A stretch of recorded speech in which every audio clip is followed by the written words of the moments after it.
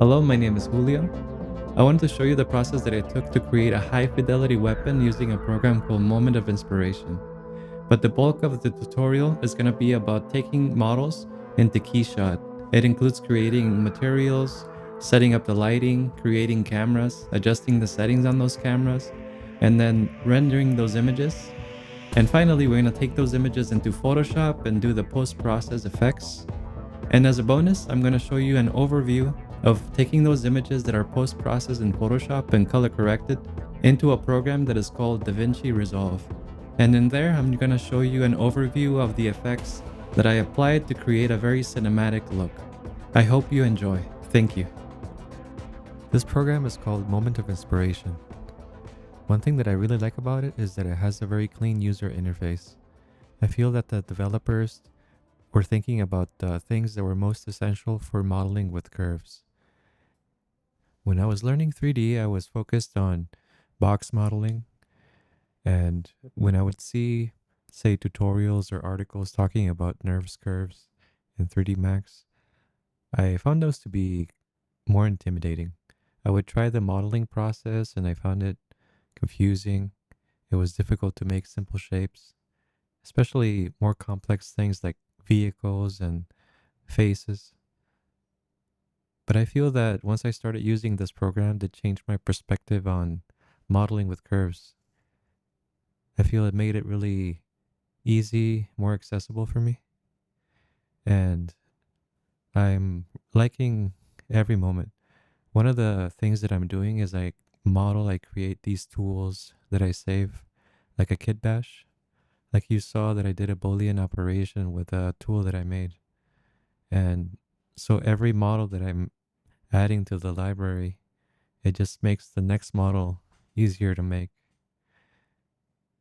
And you can see here that you can Boolean one model and there's no cleanup work to do afterwards. And you can Boolean another one. And I just continue doing these Boolean additions, subtractions, chamfers, bevels, even on the smallest of details. So when you zoom into the model, you just see so much fidelity. And this is what I ended up using to create the weapon. I must admit that it took me some time to get used to the differences between this modeling style and, say, modeling with ZBrush or box mapping, as I was mentioning. It's more precise and I'm using the grid more often.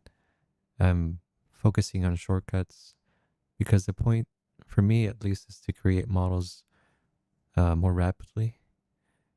And it takes me away from my comfort zone, but at the same time, I feel that it's worth the investment. And I would encourage you to give it a try. At the end of the day, it's about your skills.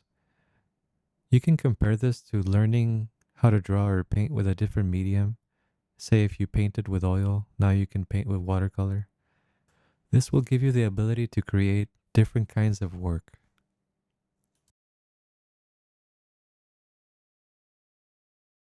And this is a final CAD model.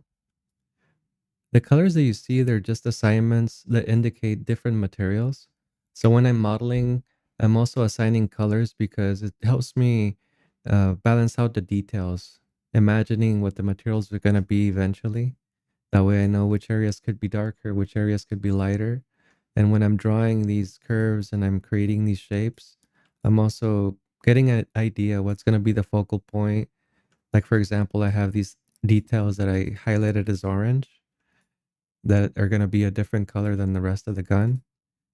And then which areas are going to be more reflective. I highlighted these that potentially can be a shinier metal. This one's going to be glass. So it's a way for me to envision what the material balance is going to be. And also it helps me with composition of all the details. And then if I unhide the curves here, you can see some of the work in progress curves that were used to create the model. Like this one was used to cut away the panel. And you see some that are used for the handle here. That was used to cut away the area, which is going to be more of a grippy texture. And some curves that were used also for this holder that it's made of glass. I'm going to make the files available, and the link is going to be in the description for anyone that wants to follow along and see the final results. So it's going to include the weapon model, the keyshot files, the keyshot materials, and all the render settings, so you can just open up the scene and see how everything was done.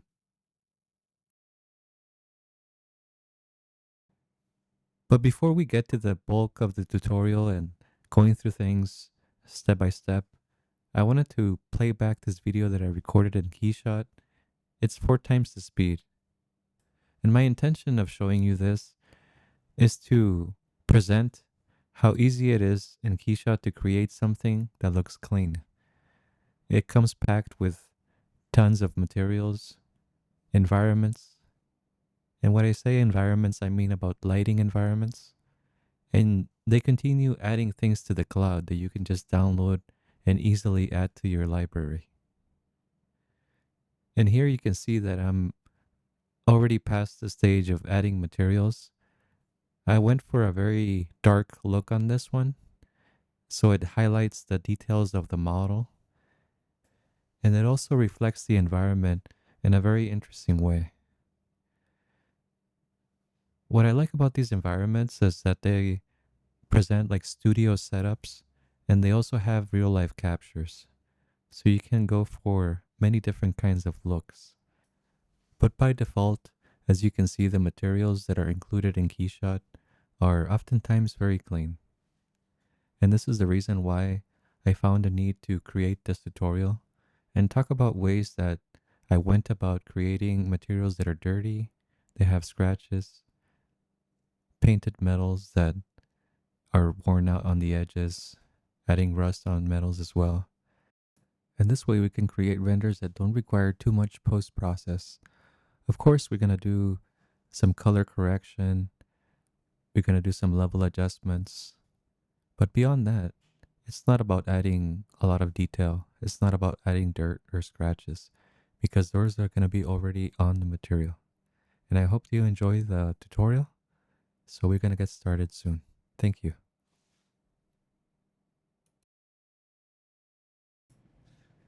This is the scene in KeyShot with all the models imported. So we have the weapon. There's a crate at the bottom with a fabric on top of it. And then the model I just imported as a height reference. The human scale model, that is. We're going to start off by searching for plastic and applying a hard plastic material with a red color. The reason why I want to apply red is because it allows me to see things like dirt and scratches with contrasting colors very easily when I'm editing the material. And then we're going to change the color from red to white or beige or black or whatever the color needs to be. So now I just opened up the material and I'm going to dock it. The material itself comes with a few basic nodes already added to it, but I'm going to add another plastic material. And that's going to be the dirt that we're going to be implementing soon. And then from the textures, let's add a granite. And I'm going to try to blend it in with a smaller noise. The idea is to get a dirt pattern that is not very procedural looking. If I just use one texture, it's going to have a very predictable pattern. It's going to start looking CG. But by blending two, you already start getting something that feels more natural. In order to blend them, I need to go to the Utilities tab and use a color composite. And I'm going to plug in one of them to the source and another one to the background. And then on the composites, you have several ways of blending the colors. But in this case, I want to use a multiply. And both of the details are going to blend in very well with that one. One of the drawbacks of multiplying them is that they can become too dark for our purposes. So one thing that I do want to do now is adjust the levels. And the way you do it here is by going to Utilities and doing a color adjust node. And then we can plug in our previous results. Here we have a couple of options like saturation, value, contrast. I'm gonna tune the value and the contrast just to make sure that the results have a well distributed black and white. And right now, what I want to use to drive the dirt is the ambient occlusion that lives under the texture section. I'm gonna plug in the color adjust to the occluded pin. So what's gonna happen is that the dirt pattern is gonna be isolated to the areas that are affected by ambient occlusion. It's a realistic approach because dirt naturally accumulates on the crevices. The main adjustments here are the radius and the fall off. So the radius determines the thickness and the fall off determines the sharpness. If your units are not matching to mine, just make sure you change the scene to centimeters. And the values that you see on screen are placeholder. Imagine this material to be more of a master material that drives the functionality. And then as we add lights and we add textures, everything is going to be fine-tuned. Similar to before, I'm going to be adding a color adjust to increase the brightness and contrast. One thing that you see me do very often is select a node and then press C on the keyboard. That allows me to see the results of the node that I have selected on the model. So right now I'm just going to change those two values. And the goal is to have something that it's also prominently defined. So when we use it to drive the dirt material on top of the plastic or metal material, that it would be very visible and prominent. We can always go back and edit these values to increase the amount of dirt or decrease it. So now I'm grabbing another granite node, and the goal that I currently have in mind is to break up the consistency of the patterns because the dirt is being distributed evenly throughout the whole model. So for this, I want to make it much larger, so the tiling is going to be broader, and then we can add another color adjust and then increase the contrast again, and this way we have a very defined pattern that's going to be used to occlude the dirt. As you can see, the black parts are the ones that are not going to have dirt, and then the white parts are the ones that are going to keep it. And to this, we're going to add another color composite. So the color composite is a node that we're going to be using very frequently because it allows us to blend two colors in very different and unique ways. So we're going to be multiplying them together, and most likely we're going to be using yet another color adjust to bring it up again. But you can see on the screen that the larger cloud pattern is removing a lot of the dirt, but then it's keeping isolated portions still visible on the screen. Right now, I'm not liking that it's removing too much, so I'm going to go back and edit the pattern. That way we have a better and more realistic look.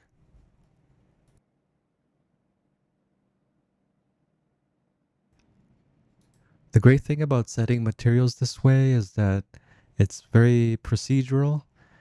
You're using nodes that are already included in the software, you're mixing them together to create something new, and they're highly reusable. So we're going to be copying these nodes from one material to another, and then this way we have a consistent look throughout the whole model.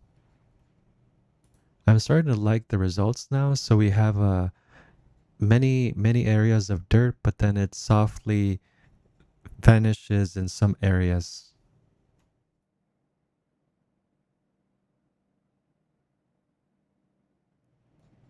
I just realized that I added the wrong plastic material. This was called plastic cloudy. The one that I need is the regular one. And once we add it, we're going to plug in the color composite into the opacity channel. I'm experimenting with an invert and then connecting the result to the original material under the label. But because the invert node is not required, I'm going to remove it. So the color composite goes to opacity, and then the plastic node goes into the label. One thing that I like doing is just using colors that are very contrasting when setting up these nodes. So I'm going to change the plastic color to something blue. And this is going to allow us to see the dirt pattern on the red very well. And with that in place, we're going to go back to the color adjust and then increase the values. The goal is to, like before, be able to see the dirt pattern on the model. But you see, once we start replacing things and using actual materials, the visibility becomes very different than seeing the mask isolated by itself. Let's start to work on the metal now. On this material, we're going to be using the contours to drive the details. So the contours are going to be the edges. And the idea is that we're going to be getting worn edges on the painted metal.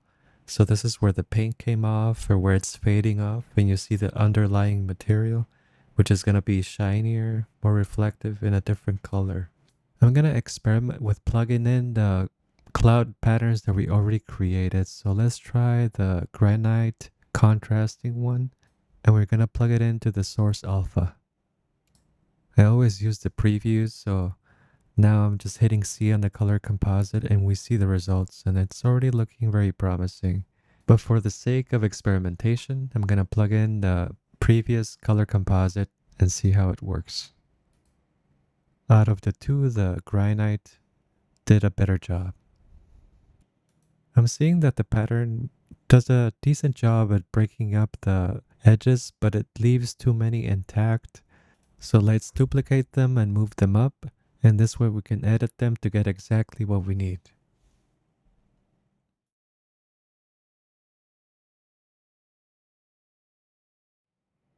I'm going to start by adjusting the size of the pattern.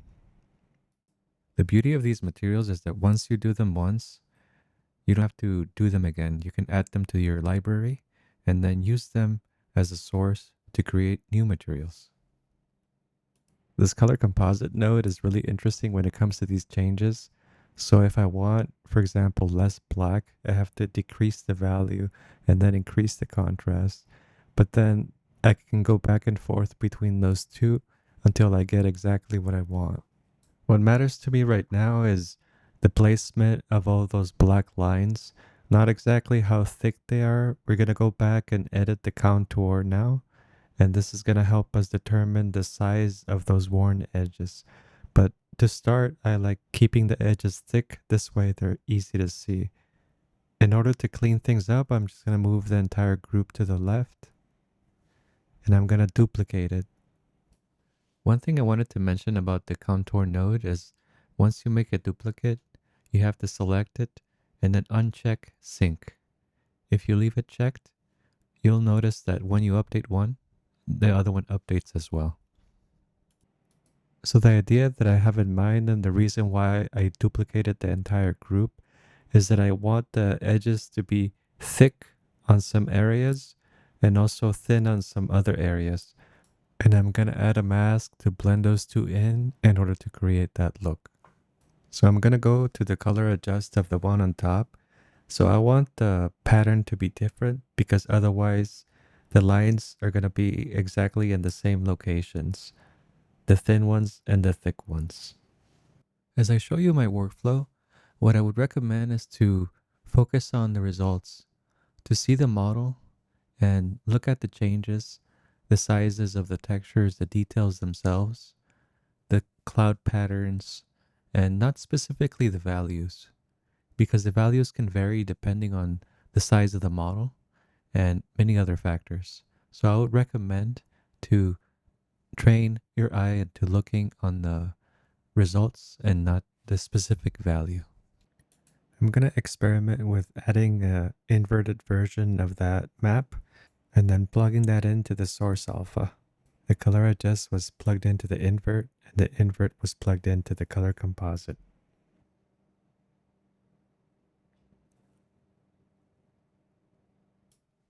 Now I want to focus on the thin lines, and I'm going to start off by increasing the value.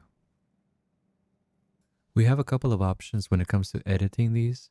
We can adjust the thickness using the contour, or we can adjust the granite texture to determine how much of them do we see. So it's just about fine-tuning these values and getting the right look.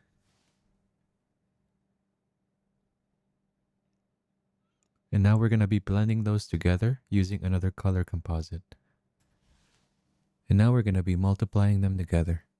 And the end result is going to be sections that have thick lines and other sections that have thin lines. And you can always adjust these by going back and adjusting the granites. So how much of the thick ones do you want and how much of the thin ones depends on those nodes. Now that I'm looking at the thick lines, they look quite thick in comparison. So I'm just going to go and adjust the contour to make it smaller and it looks more balanced.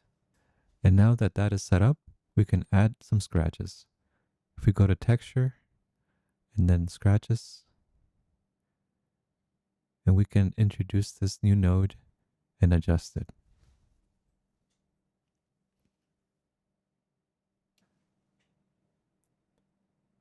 The goal that I have in mind is to add these scratches, but have them not be too present on the model. Just have some areas where it's noticeable, where it reflects the light onto the camera. And we have a couple of options here. We can adjust their size, their distortion, how dense they are on the model. So we're just going to be moving those around and trying to get the right look. One thing that I do very often is that I typically take the values all the way to the max, and then I can see exactly what it does, and then afterwards I tone it back. It's good for me to understand what are the limits of the thing that I'm adjusting, and then bring it back. So now I'm just going to go in and you see the distribution is much lesser. And that's the product of just toning down the density and making all these adjustments. In my mind, I'm thinking about the weapon and say if it's used in the battlefield or anywhere that it's very rugged, it's going to get dents and scratches. But I don't want it to be too heavy-handed because then it starts looking very fake. So now we're going to add another color composite and we can plug in the other composite to the source and the scratches to the background. And then we can set that to multiply. The nice thing about these scratches is that it goes beyond the contour map. It distributes those details throughout the model. And we need something like this for the dirt. So I was thinking perhaps we can add some splotches. And to do that, we're just going to go to texture and then add some spots. And again, we're going to preview these on the model. And the goal that I have is to, similar to the scratches, is not to have too many of them, but to edit them. I do want to make them larger. That way we're able to see the distortion and any of the effects that we create on them. So we have a couple of options. The fall off determines how blurry it is, and the distortion, obviously, it kind of adds a little bit of waviness. Then we have the density and radius as well. So I would recommend if you look at the screen and focus more on the end result. And of course, you can create your own looks. It's not that I'm have the magic solution or I'm indicating how the dirt needs to be shaped. It's really about the model that you're making and how you want to accentuate it. Part of the process is just something that I enjoy is experimenting and seeing what the options do. In this case, the invert option creates a very nice like water droplet effect. If I was going for that, I would try using that, but because I just want regular dots, I'm just going to turn that off. And right now we're going to invert the colors, so I'm going to swap them. But then we're going to actually make it more of a gray because like I mentioned before, this is more of a subtle effect. And now that the setup is complete, we need to combine everything. So for the dirt, we need to introduce another color composite. And then we're going to plug in the color composite to the source and the spots into the background. And then we're going to use the screen blending mode to add them together. this is going to be plugged into the opacity. So on the final material, we're going to see the spots that we just added. And we need to do the same thing for the color composite of the scratches and the metal details. But the issue with plugging into the opacity is that the map is actually in reverse. For the opacity channel, we need the things that are visible to be white. So we're going to add invert, then plug in the results there, and then plug that to the opacity channel. So now it should be working. And this is going to be plugging into another label. So label is a way that you can add materials on top of materials in KeyShot. And the way that you drive these labels is by using the opacity channels as we see. So the opacity determines which part of this material is going to show up on the master material, or like the parent material. And now in the final result, you can see that the edges are white and they're highlighted on the model. And then we see all the blue representing the dirt. And of course, everything's going to be fine-tuned later on. Right now, it's more of a preview, and I want to make sure that the setup is sound, that it has the flexibility I need to make adjustments in the future. Right now, it's looking promising. But eventually, when we have metals and we have lights, we have reflections, perhaps, the edges are too much, or perhaps the dirt is too little, depending on the lighting, you can barely see it. So it's something that we're going to be going back and forth continually. I feel that when we're making graphic design and renderings, it's always a balance between all of the details. The details of the lighting determine the intensity of the normals.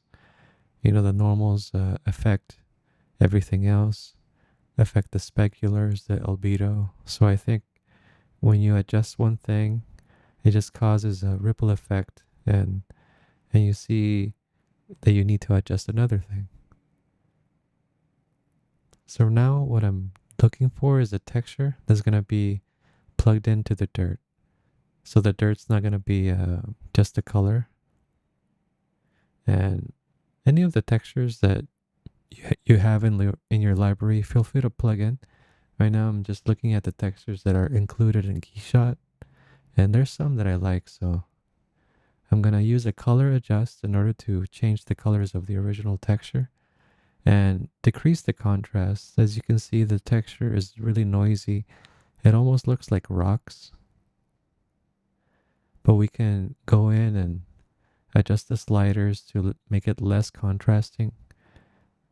And then we can also add another color to blend on top of it. It's one of the nice things about this color adjust node, is that it has a lot of interesting things.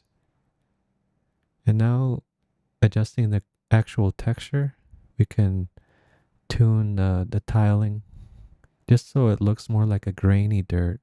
I'm thinking about sand. I'm thinking about fine powder. So that's why I made the tiling reflect that. So I'm always looking at the model on the left, and that's why I'm using the preview all of the time. And this is the color that's being used to multiply on the texture.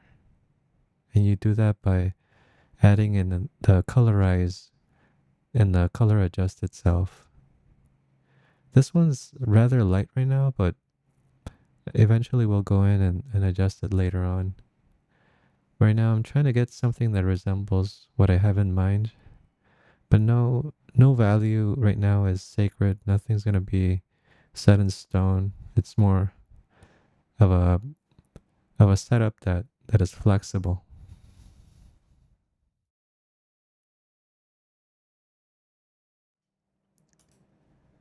So now we're just wanting to create the final effect of the dirt. So we're going to plug in the results to the diffuse.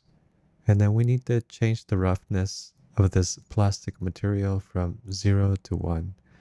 0 is very shiny, very reflective, and 1 is rough.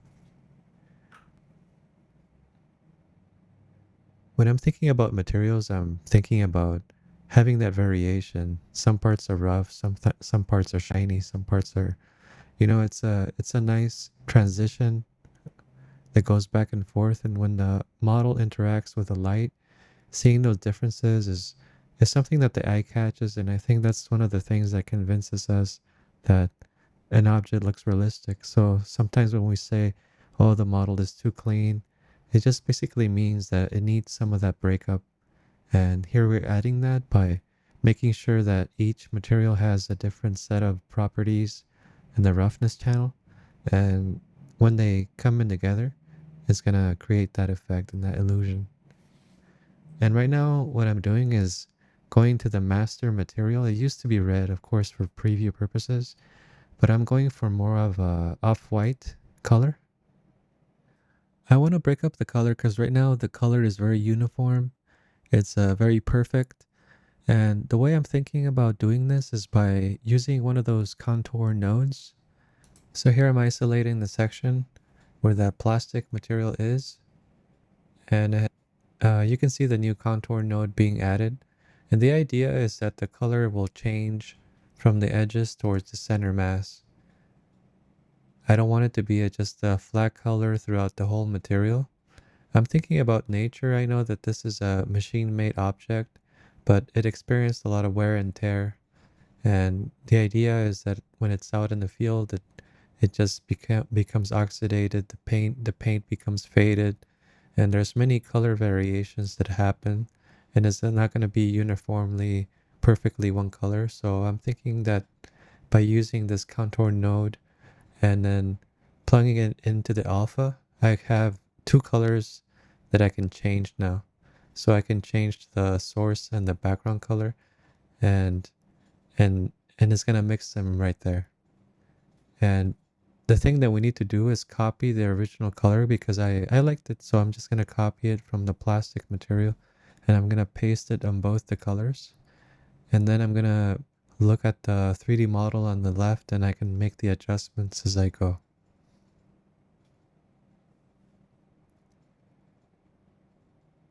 I'm thinking that with this contour node, what I can do is make the edges just a little bit brighter so the edges not only have that, uh, that metal faded look and that damage, but it also has a little bit of difference of color.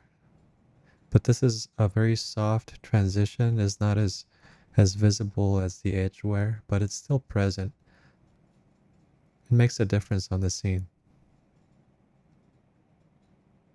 I think naturally when you look at it now, even that small change makes the material look more realistic. Even if the lighting is very flat right now, you can already see it's creating a very interesting variation.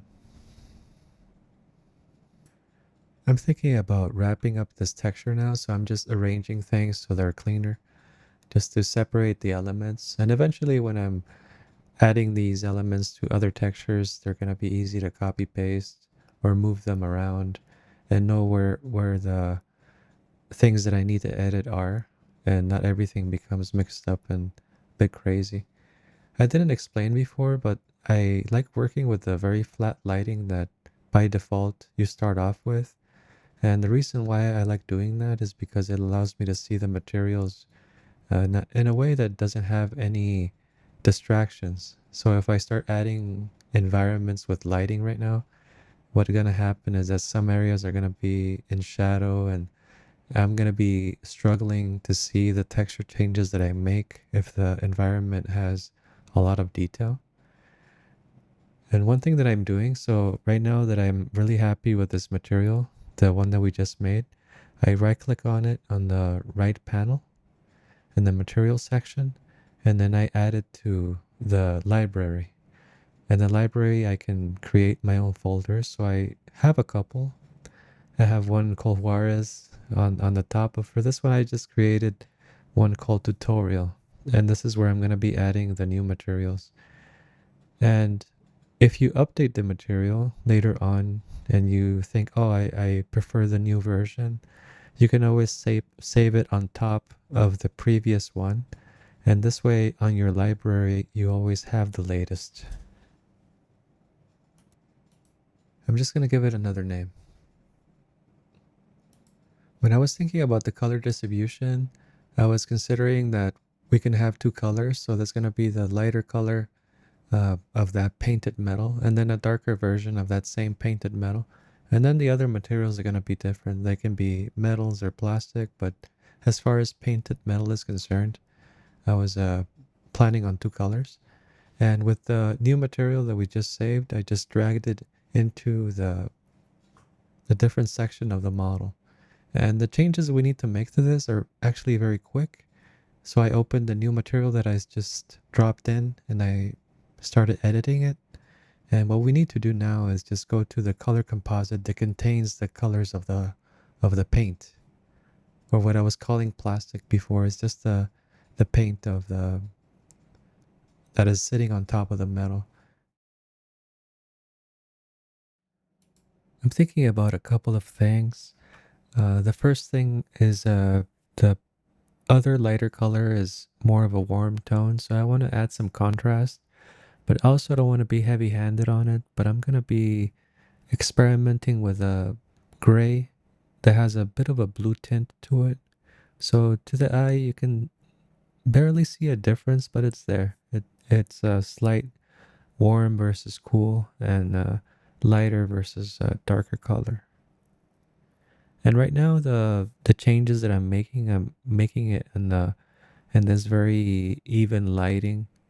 It has drawbacks, but it also has some like many benefits, as I explained. I think the drawback is that eventually, when the realistic lighting comes in, it's gonna change things dramatically. So right now, it makes it easy for us to edit things, but with the real dramatic lighting, we're gonna see immediately some things that need to be updated. I typically work with two screens, but of course, when I'm recording, I'm wanting to keep things on the screen all at once. That way you can see what I'm tweaking and the results behind them. But naturally, if I'm in a production mode and I'm doing things without recording, I have all of these panels on one screen and I have the model on the other. And now that we created this material, I'm going to also add it to the library. With the material added to the library, I'm going to start searching for hard rough plastic. And I'm thinking of applying it to the handle.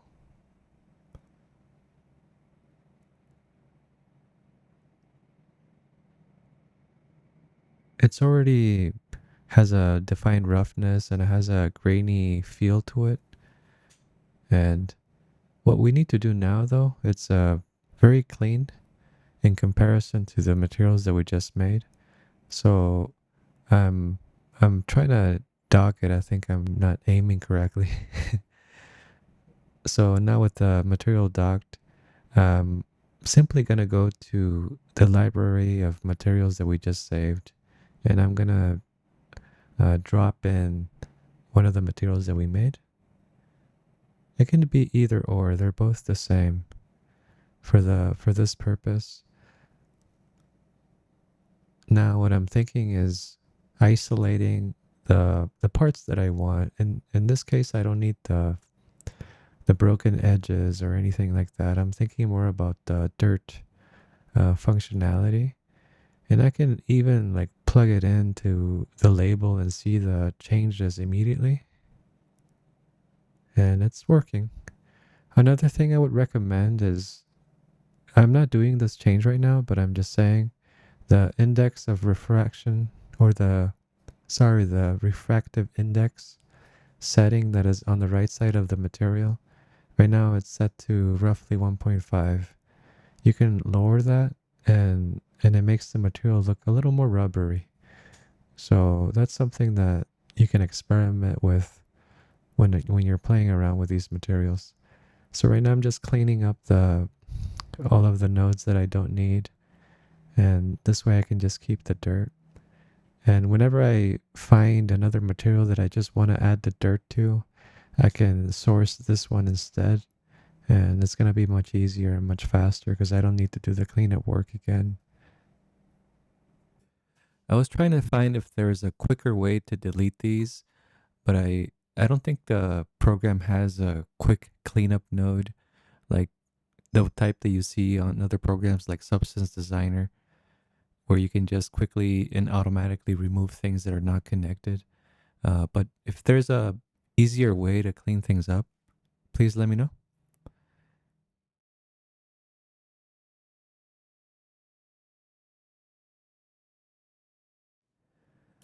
One thing I'm noticing is that dirt is really prominent. You couldn't see it as much with the lighter materials, but now with this darker material, you can definitely see the spots. So what I'm doing is going back to the mask that is used to calculate these, and I'm gonna change the values. So by making that white value more of a gray, a darker gray, you see the spots, they disappear, uh, but not completely fade off. It's a very subtle effect the way it's intended, and you'll see that whenever you apply these across different materials, like I mentioned, one value affects another. So in this case, the albedo being dark affects the need of how much dirt we need to have. And just like the others, I'm going to save this to the library. I'm looking at the model and thinking, what is the material that I'm going to be doing next? And I'm thinking the glass would be a good candidate. And right now I'm looking for the glass thickness, the shininess, as well as the color. And I'm just going to pick one that feels right for now. But of course, we can always change the colors in the future and adjust all of the properties. But it's more of a starting point. And sometimes, like, I just kind of drop something in or hover over the model and look at the results. Like, I'm actually not applying it, and I'm just previewing it by dragging it and putting my cursor on the model.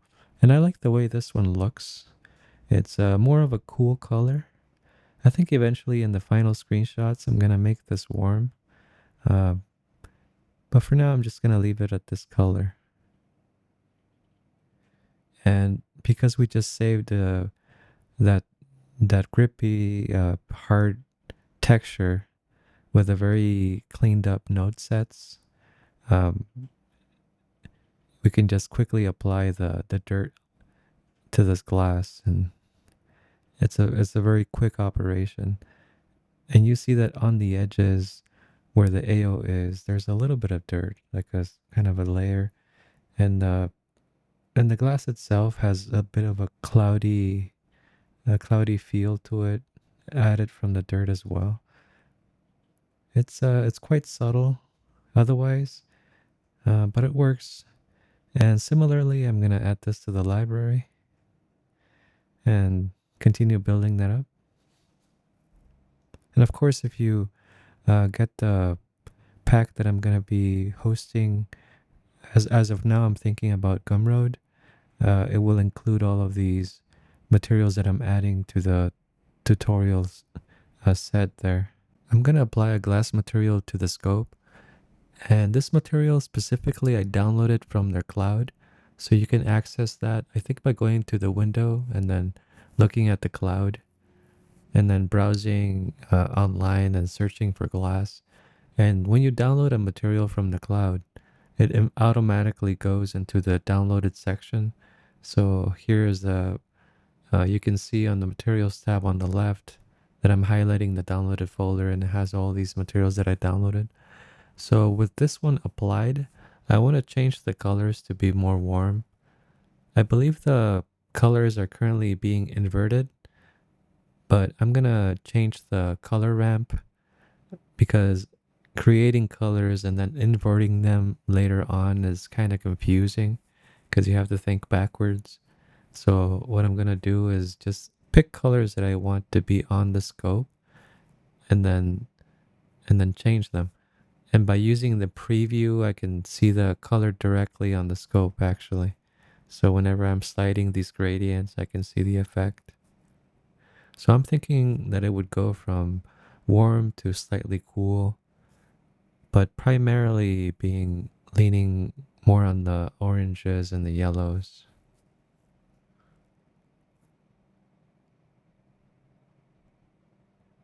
The colors that I'm thinking are more like green and maybe maybe a blue, but not really cool colors. It's mostly warm.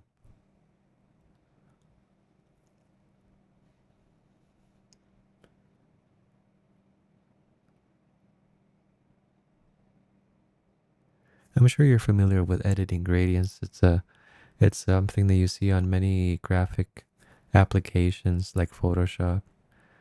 But right now I need to remove all the inverts that are happening. It's inverting into a color that it's being applied to the surface, but then it's being inverted into the specular channel as well on the label. So that one needs to be removed. And then once those are taken care of, then the material is going to be responding the way it should.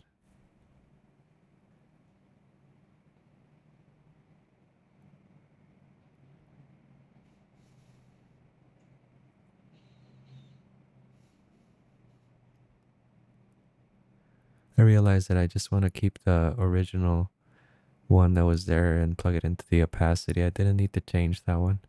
I just needed to remove the inverts of the top two. And you can see on the model that's displaying the way that I want.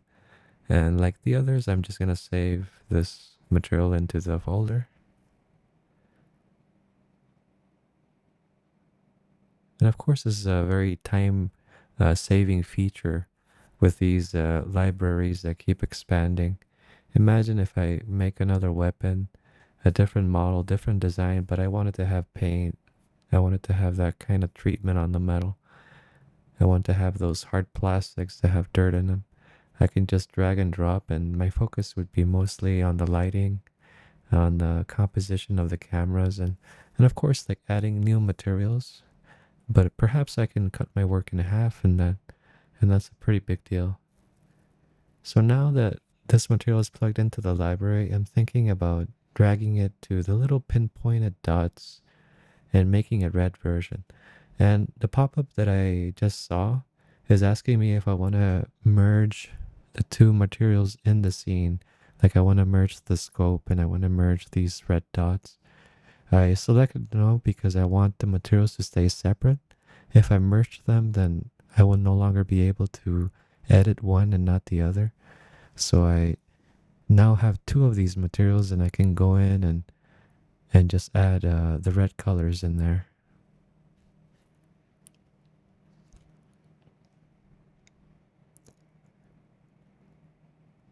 And for this, I'm just thinking about reds and oranges. It's a very small dot actually. It would be okay to just use one color. I don't think you see uh, the gradient in there.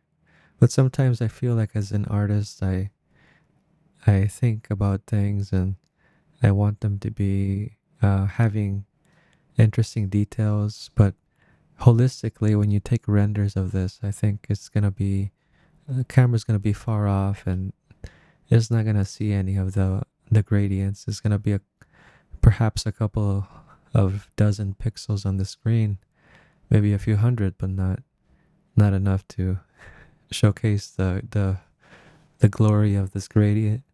But right now I'm just saving it. I'm happy with the overall transition of colors and how it catches a little bit of lighting on the edge. It's a nice material. And to these, I'm not gonna add the dirt treatment. Not everything needs to be dirty. But if you feel like if your materials are broader, I think the dirt depends on how much how big the mass is and if it has a lot of modeled details where the dirt would sit in, and that would make more sense. Right now I'm just taking some time to assess the model and just look at what we've done so far.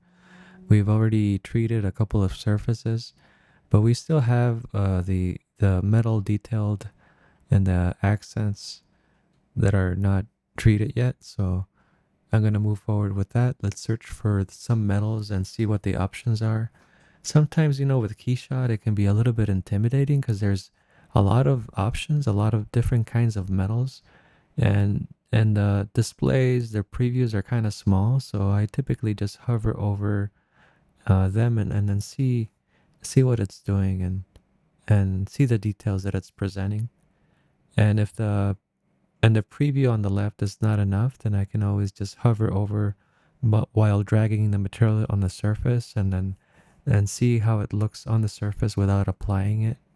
Right now I'm selecting a part of the scope and then right clicking on it and then on material, unlinking the material. Right now when I change the material on that portion, it also changes the handle, but by unlinking it, I have freedom to apply a different material. And I wanted to experiment with the same metal on it, so I dragged it in, applied it to that part of the scope that is now unlinked, but now it became linked to the other components that are also sharing that stainless steel. I'm thinking these two parts that I have selected, I don't want them to be metal. I want it to be that white painted metal, so it just kind of blends into the rest of the body and it doesn't create that much of a division and that much of a contrast. So with the material unlinked, I can now drag it from my own uh, library of materials that are already in the scene into these two parts. So I'm experimenting with this arrangement of materials. But of course, once we do renders and once we add lighting, we're going to change things around. And one thing that I do is I like rendering images that would be close to the shots that I want to take.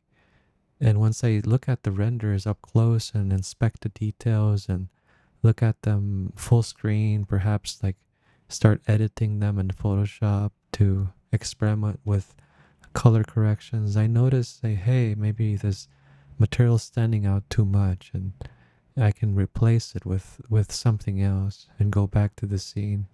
So there's a lot of iteration. And right now I'm looking for just like some textury plastic.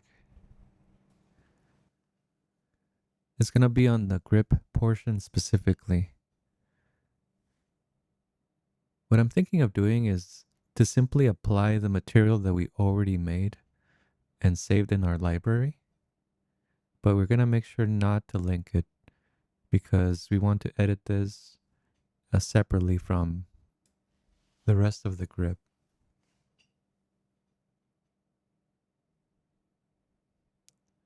So as we edit the new material, we can focus in and see what KeyShot comes loaded with and apply that to the normal. But first, I'm going to experiment by adding a noise, and then we can look at it in the model. The preview shows it to be too soft, so maybe you can set it aside for now and look for some textures in KeyShot that we can apply. I'm going to drop in both black and white patterns and normal maps. At the end, it's more about the end result on the model and not specifically if it's meant to be a pattern or a proper normal. Like in this case, it's just accentuating the edges in a way that is not what I'm looking for. It doesn't seem very grippy at all. This one might work, but what I was thinking is that the shapes and the patterns are a little too separated. And even if I tile it, it might not work properly. Let's try this one. This one with the circle dots.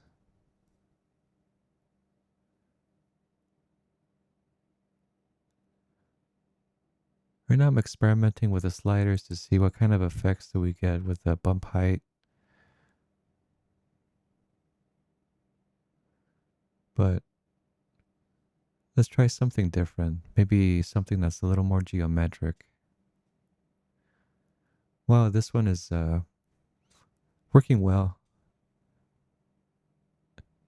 I think it gets the details across. It creates a very interesting pattern. We can always bump up the normal map. With the even lighting, it's harder to tell the intensity. So eventually when you add your lighting into the scene, you can always come back and edit the normal map intensity.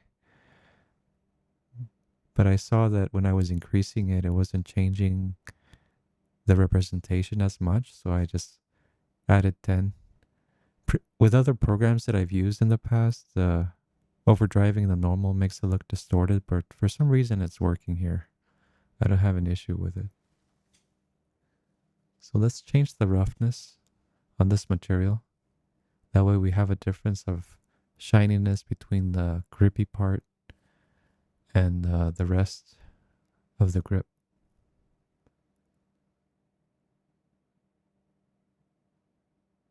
And as you can see, when we remove the roughness, it also changes the appearance of the color. It makes it look darker. It's because it's not reflecting the rest of the environment. Then the environment is really bright right now. So I'm just kind of changing the intensity, and I left it at 10 for now.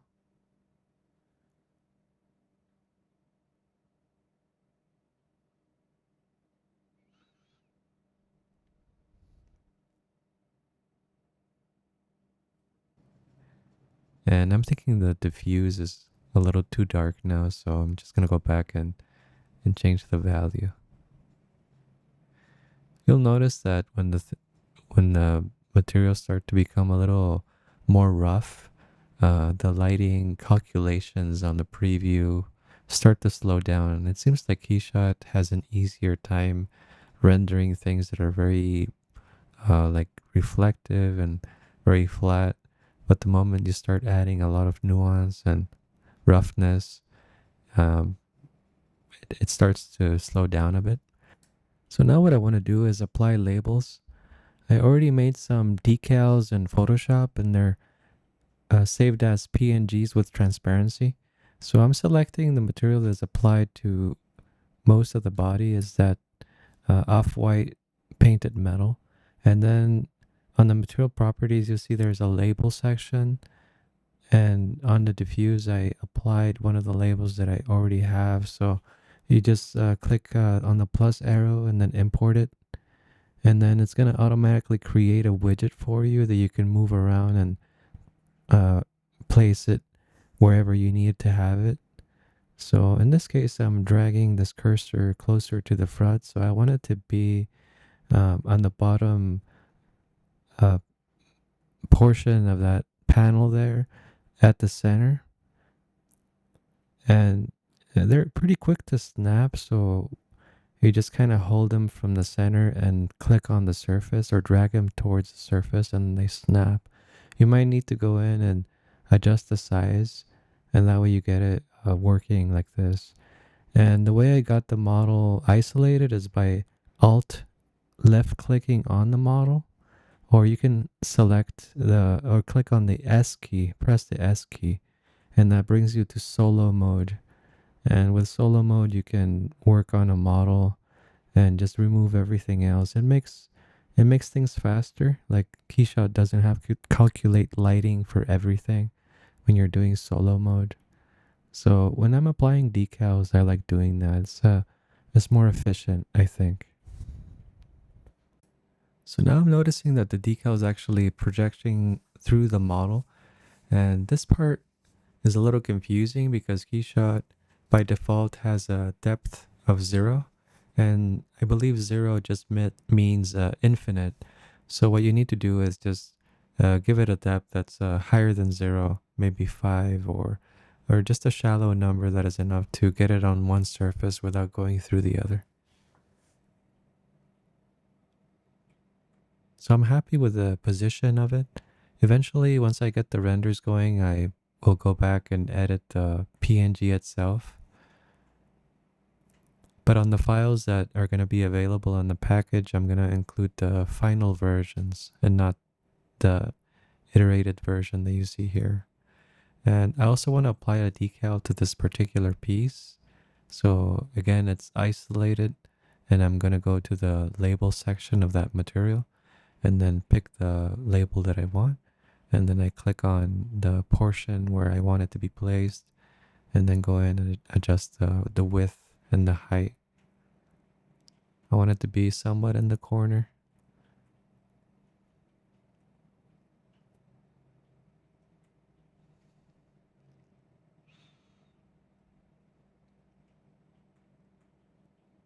I'm just kind of playing around with the scale and see what works. I'm going to lower the depth just in case it doesn't go through other models that have the same material applied. Right now I'm just using it on that material, that model and a few others, but just in case I want to use the yellow one. To be honest, the projection, it's only important if you want to render both sides of the model. But if you only intend to render maybe a 3/4 shot and a side shot, but you don't want to show the other side of the model if it's the same, you don't need to worry about the projections going through or the text being backwards. So right now I'm isolated another part, and I'm looking at the material that is currently applied, and then again going to the labels and then adding a new one. And the label I made for this, it just has the serial number, has the make, the model. So I'm just gonna play around with it and adjust the scale and the position until I think it looks good.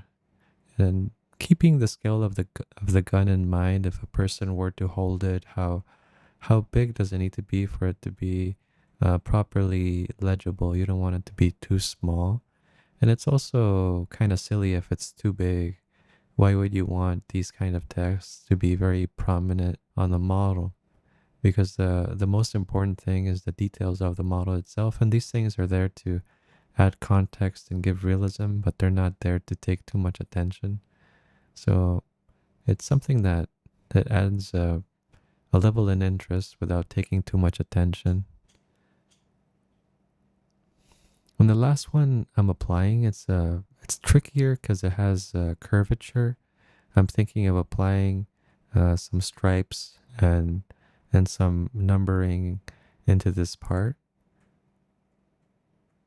So I'm again going to go to the material, and it's the same material that has the other label. So you can add multiple labels. So if I go to the label section, I'm going to add another one and browse my library. And it's going to be this label too.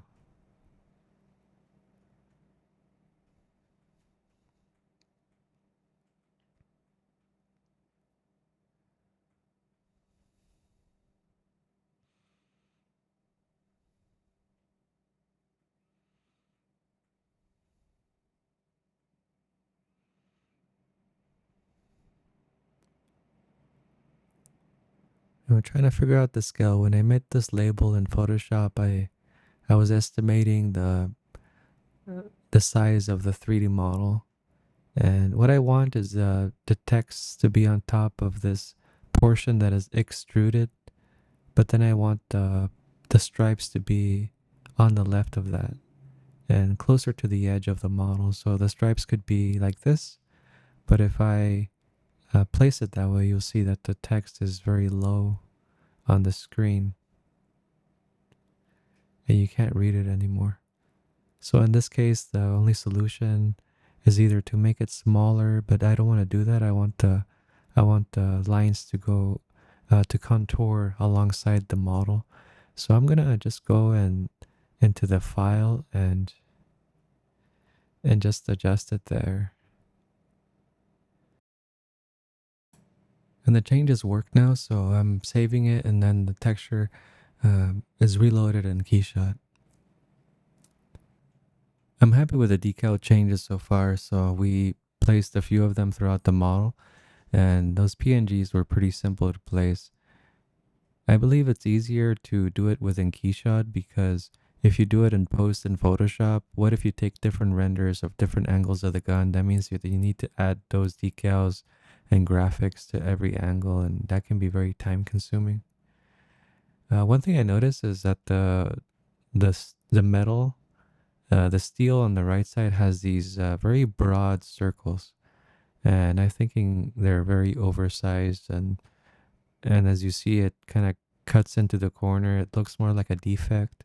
So I'm just gonna open that material and navigate to the texture and adjust the tiling there, and that should fix it. The way you tile things in KeyShot is by adjusting the scales. So by dragging the width, you automatically adjust the height. I'm trying to get the pattern to be tiling a little more. And I'm just going to do what looks good for this particular piece. And we can always go back and change the tiling later. So for now, I'm happy with the changes. It doesn't look like a defect that was cutting away at the corner. And now that we're working with stainless steel material, I'm thinking this is the thing that we're going to be doing next. We can start off by editing the material. There's a couple things that we can do. I'm thinking about reducing the amount of contrast that we see between those patterns and the underlying color. And we're also going to focus on what is it that we can add as a wear and tear to this particular material. With the previous one that we made, we're adding the edge wear, but the edge wear was metal, and this one, the edge wear can be something different. So I'm adjusting the brightnesses, and we see on the preview on the left that it doesn't have as much contrast now. And we don't need it to be bumpy, as it's more of a visual. I'm going for a visual pattern, and I don't want it to affect the way it reflects lighting. So I'm just going to remove it from the bump. The resulting material is really clean. So we can continue by going to our library and then sourcing one of the materials that we already made so we can borrow the dirt from it. And as we've done before, we just connect it to the label, and then we can delete the nodes that we do not need. And then I'm going to drag in another material to source the details that I want on the edges. I was struggling a little bit with getting the zooming and the panning correctly. I think because the material graph is docked right now, it doesn't have as much space to move things around. So I'm gonna drag in, everything went towards the center. I wanted to drag it to the top. So what I'm gonna do is just drag all of my nodes to the bottom. And then this way, when I drag in the new material, it's not gonna be overlapping. And what I'm looking for is that edge treatment, but this time we're going to use it instead to drive the rust. And like before, I just want to come in and do some cleanup work. We don't have any other materials that have the rust or the edge treatment isolated, so it needs to be done.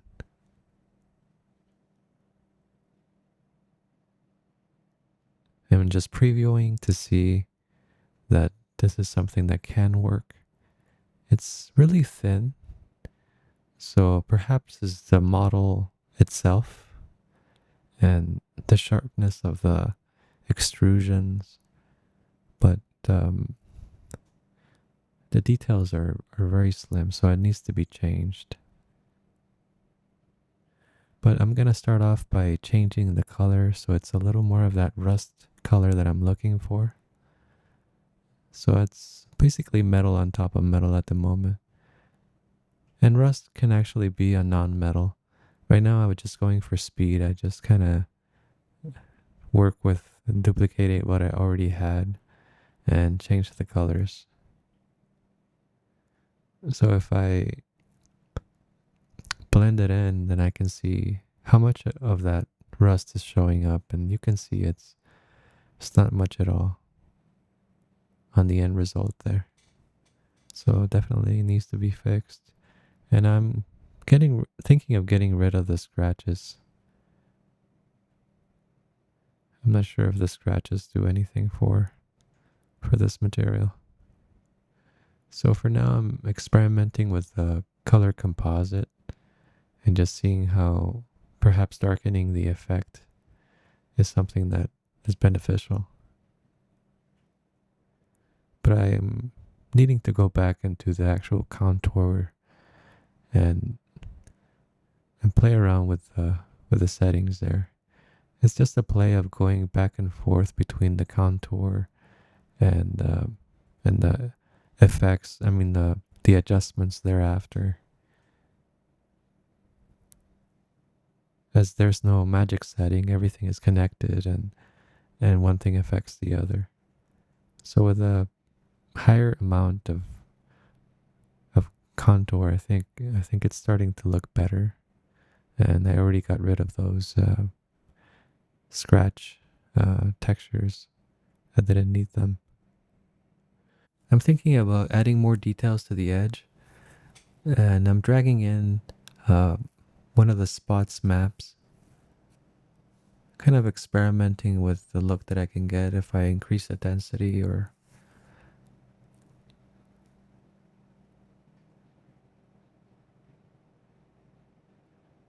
but looking at it closely, it doesn't seem to be very fitting for rust. It's too smooth. I think it was great for dirt.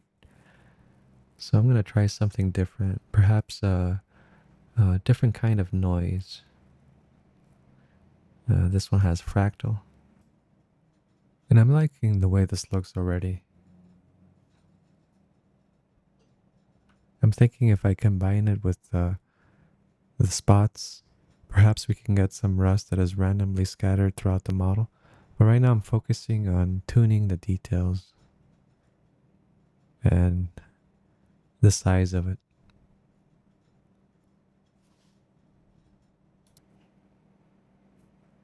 And again, I'm going to add one of those color adjust in order to increase the contrast. By default, I think it was a bit too um, soft. And what I want is just like a very sharp highlights. But I still want the majority of it to be dark because the highlights are where the rust is going to be. And I don't want everything to have rust. It's going to look too dirty.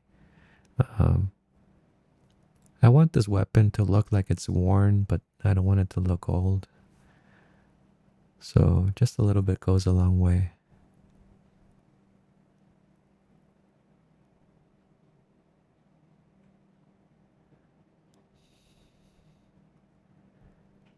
I'm thinking, how would it look like if these are combined?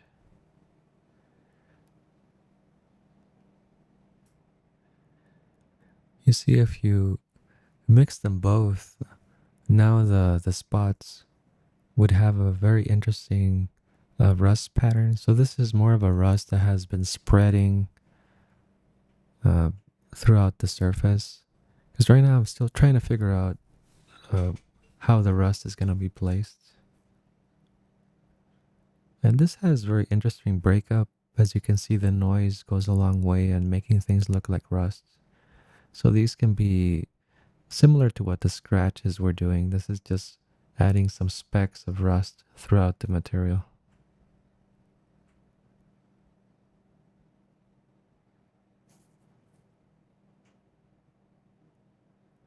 So I'm combining them both and seeing what the result is.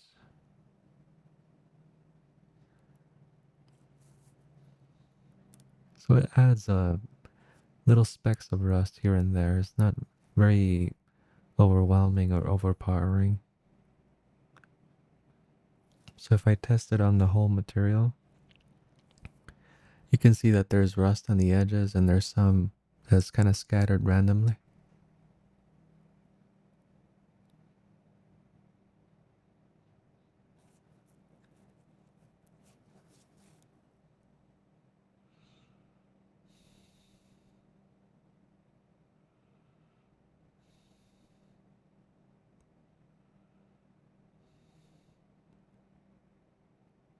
And now I'm changing the value of the color adjust just to see if I can get more contrast. Before it was just barely noticeable. And it's also easier to edit this way. So I'm thinking of making the rust a little bit more of that reddish, dark brown, but also desaturated. When I think about these colors, it's not just like what is the rust color in real life. I'm thinking more about what are the rest of the colors in the scene and what is the and how rust is going to change that. Because there's rust that can appear more violet or reddish, but in this case, I want it to be a little warmer. As you can see, the rest of the materials is warm too. So the combination of the rust on the line alongside the spots that are scattered randomly, I think it's starting to do a good job. Looking at the model as a whole, I can see that the part that is in the front has a lot of rust. Sometimes if I look at one part specifically, it doesn't represent the whole model. So just zooming in uh, may be good for editing the details, but then looking at the whole model, I can see that some adjustments are required. So opening the rust material again, I'm just going to go in and change the contour to make it thinner. And then what drives the presence of that rust within that contour is that the granite texture. So by tweaking the color adjust that is after that, we can really push out the rust to be in a certain on less edges, and it's not as dominant as it was before. I think the previous version just had rust all throughout the model and it wasn't looking good. I feel that we already accomplished a lot together, so thanks for staying with me. We already are past the halfway point. We're almost done actually with the material portion of the tutorial. I can see that there's two things that are not assigned yet. That yellow texture right now doesn't have the assignments. But what I'm doing is saving things first. So the new textures that we made, the stainless steel that has the rust in it, and also the hard plastic that has the grip texture on it. So we have that yellow portion in the model and that blue portion in the model that needs to have a material. So for the yellow, I'm thinking I can just drag and drop one of the materials that we already made. So in this case, I'm dragging the lighter material. And then once we have the copy, we can edit it and change the colors.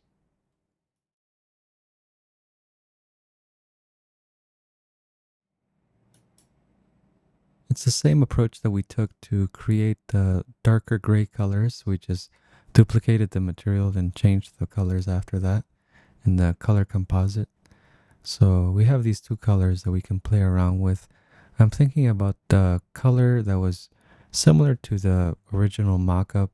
So when I apply colors on Moi, sometimes I try to go for the colors that I know or I think I'm going to be using in the model itself.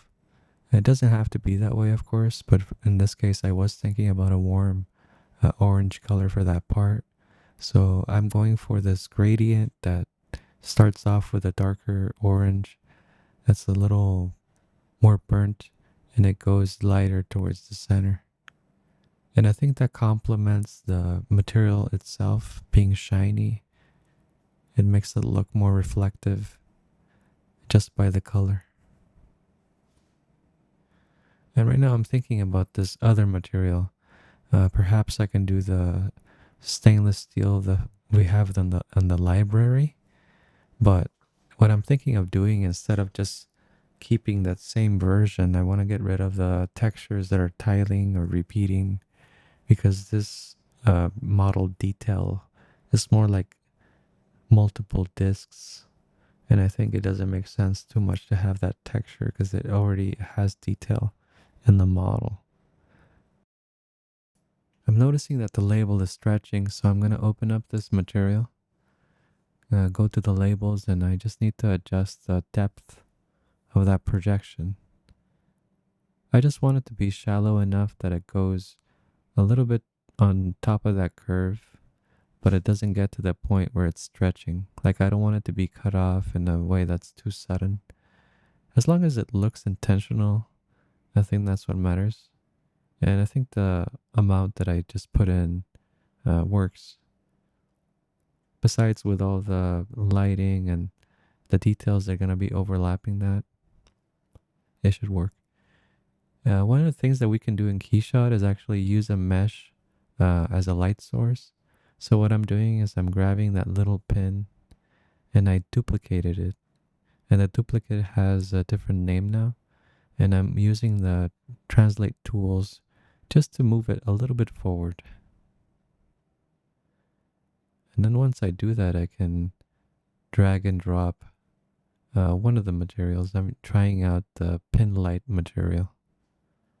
And as you can see, it's incredibly intense. It's way too broad at the moment, but I'm liking the fact that it takes the mesh into consideration when calculating the lighting. So by going to the pin right now, you see that the power is really strong, and I experimented with radius and it just blows it out of proportion. It makes it the brightest light in the scene. So I definitely knocked that one down to 0. That way it keeps using the mesh as its own radius. And I'm thinking, what is the value? It's a little too ahead of what we're doing now, but I'm seeing that the spread, eventually once we have a real lighting environment, we should be able to fine tune these things with more accuracy, which is what we should do now. So if we navigate towards the environment section, the environment tab, thinking about what lighting environment can we use, and one of the most customizable ones are the studio. So I went ahead and double clicked on this 3-point lighting setup, and we have 3 icons. You see on the right side that there's 3 particular lights that are already placed there. So what I want to do is start off by rotating the entire dome. But right now it's looking really bright, so I'm going to try to experiment with other domes and just seeing the result. So I'm going to double click on a few of them. This one's definitely too bright. Still leaning towards the 3-point lighting setup. This is the dark version. I think there's a couple more. By deleting one of the lights, that looks much better. And the way you do that is by going to the HDRI editor on that specific environment and just click and delete it. And the next thing that I'm doing is I'm dragging the bigger light towards the bottom and then changing the color of the background, kind of experimenting with that. So what I'm thinking about these 2 lights that I left is that the one in the bottom can serve as a almost reflected light from the ground, as a fill, something that it makes the details of the model visible without creating too much of a highlight. So that's why it's kind of spread out. It has a large radius or a large size. And then I'm changing the fall off. The fall off just makes it much smoother. It creates a gradient from the hottest point of the light, and it becomes dark as it goes further away from it. And it's looking really interesting. It has a dynamic feel. So I wouldn't advise you to try to do exactly what I'm doing, because right now it's more about trying to nail a specific look, and it requires a lot of back and forth changing of color, moving things up and down and adjusting them. I feel lighting is one of the most dynamic things. Now what I want to do is go to the edit menu and introduce an area light. So the two lights that we place from the environment are the fill and the backlight. But this is gonna be what is called the key light, is the strongest light. Um, it's the most prominent light, is the light that's creating the shadows on the model. One of the things that the environments do is that they do light the model very well, but they don't create very well-defined shadows. So I think that having a physical light on the scene is very important. It adds a lot of dimension and it creates shadows that add drama and definition to the model. Because the gun itself is, the shape is very long, I'm thinking that I want a light that reflects that. So in real life, when you do photography, there's reflectors and there's like cones, accessories that you can put on the light. And I've seen this rectangular reflector that is really cool. So you can actually shape the the projection of the light to be exactly that. They sell them. They're like 1 by 3 feet or 1 by 4 feet or 2 by 3. There's so many different sizes, and it creates like very nice intentional, perhaps like a highlight on the hair, or it lights an entire person standing, and it creates um, a very dramatic effect. So I'm thinking about those terms when I'm lighting this model. I'm thinking I want to accentuate it in the best possible way. I don't want it to be just a point light that lights the whole thing, or some light that is too even. It doesn't have any of that drama. So what I like about these area lights, like you can see on the model right now that it has gradients in many directions. So the lighting is rotated in such a way that it's lighting the back of the gun at a higher value than the front of the gun. So it automatically creates a focal point in that area, and it kind of makes it look soft, but at the same time it's creating shadows. So if you look at the the middle of the gun, for example, you see well-defined shadows. So right now I'm just changing the settings and seeing what kind of intensity works and adjusting things as I go, kind of playing around with all of that.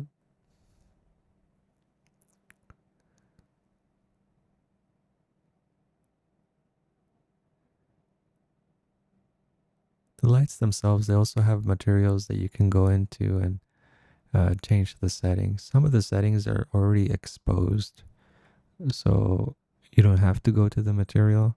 Just by double clicking on the light, you can change the same settings.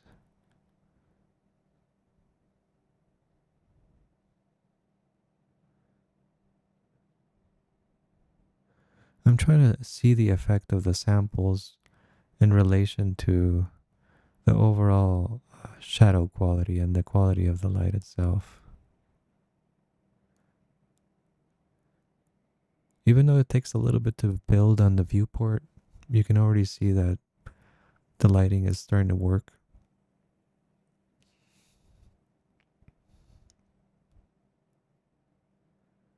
So we have 3 lights now. It's the 2 lights that are baked into the map of that environment. And then we have that key light that we just added. So it's going to be a play between the 3. That's one of the more complex works. I feel that balancing the lighting is something that just exercises your will and your thinking and your creativity. You change one thing and it impacts everything else. So it's always a play of balance. And right now I'm unhiding the rest of the environment. I'm thinking now that the lights are in place, we need a few more things. So for this crate, I'm just going to apply the same technique that we've already used before. Drag in the material and then change the color. few days ago, I was driving on the freeway and I saw some military vehicles. They look like they were meant to be, off road. They're really rugged, huge tires, uh, very sturdy looking panels with bolts. But I love how modern they look now and how detailed they are. All the accessories that they have. I was trying to drive and look at them and drive safely. It was just awesome. I was trying not to drive fast because they were driving kind of slow, so I was just kind of staying behind them. There was like 3 or 4 vehicles, but I really liked the whole feel of it, and I think it's one of the things that inspired me as to why am I choosing these colors and why am I creating, this render. And so I'm gonna go and apply that kind of military green color towards that crate. And then eventually we might, tone down the saturation if we need to. It's all about the render and the end result. So right now I'm going for this color that is looking good on screen. But lighting and diffuse is something that really is dependent on the light in the materials. They play along with each other. So what looks good on the viewport as I create renders and turn on global illumination for those renders. The intensity of the colors might be too bright or too dark. So it's always back and forth editing. So I wouldn't really advise you to try to place every setting that I'm placing on those colors. What I would recommend is to exercise your eyes and train them to just look at something and be able to match it. It's like you're painting, you're not sampling colors from the real world. I know we do this in 3D where you can sample colors, but when you're painting in the outside, you cannot sample the color of a river or the tree. You have to look at the colors that you have and mix them together and then paint and try to get the approximate colors. And we don't have that luxury, in the real world. And that's an exercise I think is good and is worth pursuing. So for the cloth, I'm applying this material that comes with KeyShot. I liked it. It has transparency already in it. And so what I'm doing, because the texture map already has color, I'm gonna do a color adjust. One of my favorite nodes, as you can see. And then that one can be desaturated. And you can see the end result pretty soon. So first you desaturate it, and you can also colorize it. It's wonderful. So much power packed into a single node.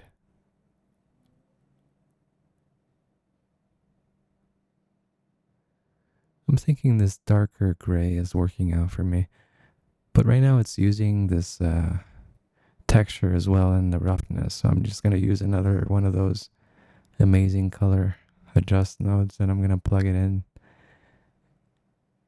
I'm thinking what I'm doing now is making it brighter because the roughness needs to be higher. We need to get rid of the blacks. So by pumping up the value, it's going to automatically make everything much brighter. I mean, much rougher, sorry. And you can tell KeyShot is confused at the moment. You see it's taking a little longer to render this this thing that used to be easy to make before. It's a little rougher, so it takes a little more calculations. But you see the scene, and even in KeyShot, it's starting to look realistic. One thing I'm seeing right now, though, is that eventually we will have to go back and edit the materials. The sheen on those edges is really strong. The reflectivity. And that's one of the things that in the flat environment you couldn't see. And now I'm adjusting the lighting environment to reflect that same color that we have on the crate, and it reflects that to the gun itself. Going to 3D Max. Here I have a model that I made in 3D Max. It's a very simple model. It's just a hollow box and it has a couple of pillars in there. So I imported that into the scene. I just wanted to have a 3D environment background as opposed to just have it in an infinite plane. And I'm seeing that the edges are too sharp like I was mentioning. So now I have the lighter painted material open. And I'm looking for the node that drives that particular change. It has to be one of these, uh, color composites or the color adjustments.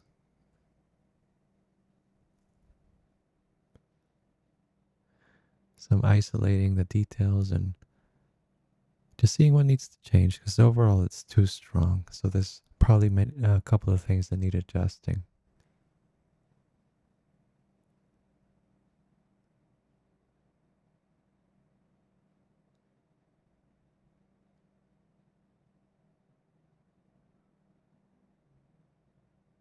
So I'm thinking of changing the value and the contrast of this color adjust.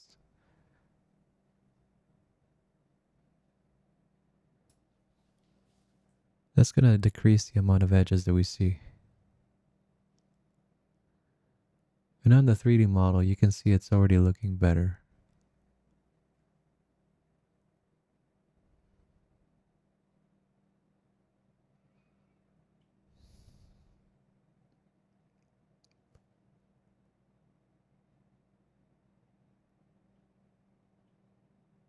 Lowering the value of this color adjust as well to 2. Inspecting the whole model. Progressively, it's looking better. The same changes we need to be applied towards that gray material as well, as it shares the same features. So the top color adjust, I'm going to lower that too. And that's going to affect the distribution. When we have these granites, it's something that we can always edit and update the effect later. But lighter material is already looking better. The edges are less prominent. What's happening now is because we added the area lights and we added the sky dome, the environment, we can see a lot of reflections are at play. And it's really bringing out those details.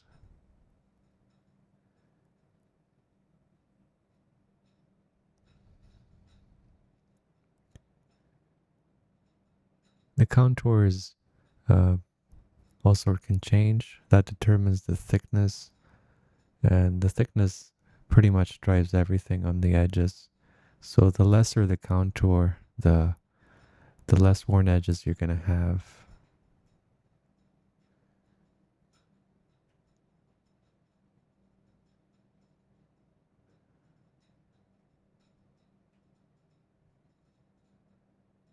You can see that the white and the gray materials are already looking much better. It was looking artificial, and it's like when you take Photoshop and you use a sharpen filter and you sharpen it all the way to the top, and the edges just become fractured and they have artifacts in them. I think that's kind of how things were looking like. So I'm looking at the whole model. I'm looking at the camera position, the relationship with the background. I'm thinking that the light perhaps is making too much of a hot spot on that backside of the gun, and it's not accentuating all of the parts that I want to highlight. So I'm probably going to go back and make some changes and experiments with that. So right now I have the area light selected. I'm just going to change the scales. So one of the most important things about the area light is the shape of it that determines how the light is emitted. So I'm experimenting with making the light longer and not as wide. And all these changes I'm doing while looking at the feedback from the screen. As the scene becomes more complicated, it's more difficult to see what you're doing real time because KeyShot is continually calculating the frame, and the more complex the scene is, the longer it takes to get a idea of what the changes are doing and how things are impacting the model. So I'm just using the widget now to try to get the light placed. And yeah, enjoy the process. When you work on your scene, there's just so much flexibility, and it's a very freeing and creative work. Maybe you can listen to music, listen to your favorite podcast or YouTuber, and while you listen and enjoy the content, you can kind of play around with these things. I feel that is one of the things that you can kind of multitask is you're not actually doing two things. You're more like passively listening to something, but the main bulk of your creative thinking is still going to be placed on creating the scene. And right now I'm trying to match the gun itself and placing the light in a way that's more intentionally accurate. So first I try to put it overhead in a way that was parallel, and then I did some rotations in order to have the angle of the light not be straight down. So when you look at the gun from the front, it's going to have an interesting shadow. And you can go back and forth between performance mode. Like right now, I have it turned on because I'm just placing the light, not according to the results, but just kind of eyeballing the location. The drawback of using performance mode is that you're not going to see the light render. So, so it's more for placement and for facilitating those movements.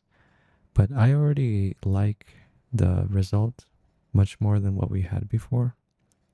If you remember, the previous version was creating a very strong hotspot in the middle of the gun where you have that very rounded detail. And right now it's more softly spread. It's highlighting the top edge and the angle of that very nicely. And of course, we're going to be changing and playing around with the lighting setup as we go. But for now, it's creating a couple of planes. So we have the side plane that is darker. We have the top edge is kind of in the middle, and then we also have a rim light. And the fill is coming from the bottom, and the fill is very soft, is adding that green tonality to the rest of the environment.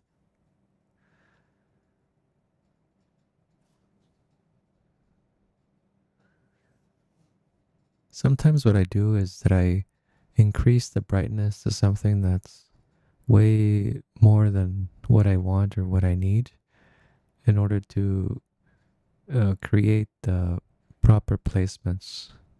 So right now I'm just making the bottom light just a very exaggerated and saturated green, something that I would actually not use.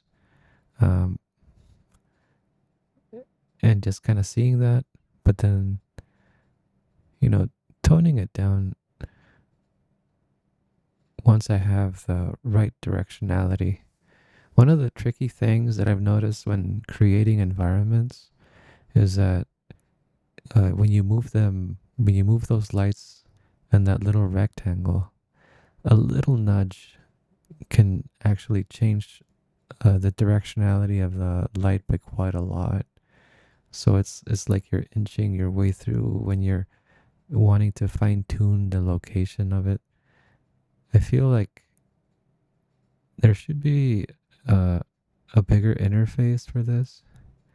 Maybe something that you can put on a different screen. But right now, just kind of working with that little rectangle, I'm trying to move it up and down to get the light as I want. And right now, what it's doing is, yeah, filling up some of the shadow.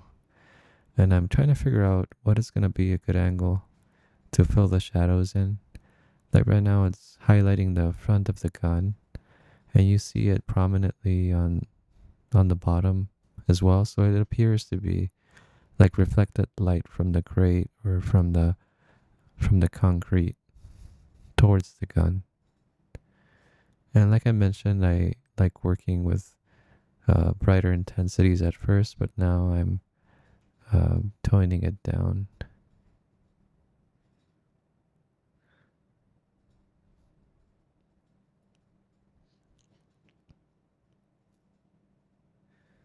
And because it's a fill light, it definitely doesn't need to be strong, but the light is looking more intentional.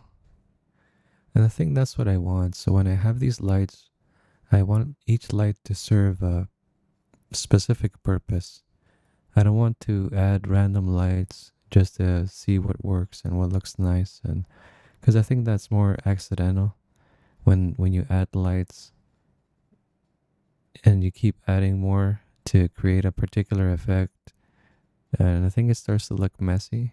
So the goal that I have in mind is how can I get the most from the least amount of lights that I can place on the environment. And right now I have three. And well, a little pin light, the red one, is another light technically, but um, I don't count it as a light. It's more like an accessory. It's not lighting the environment.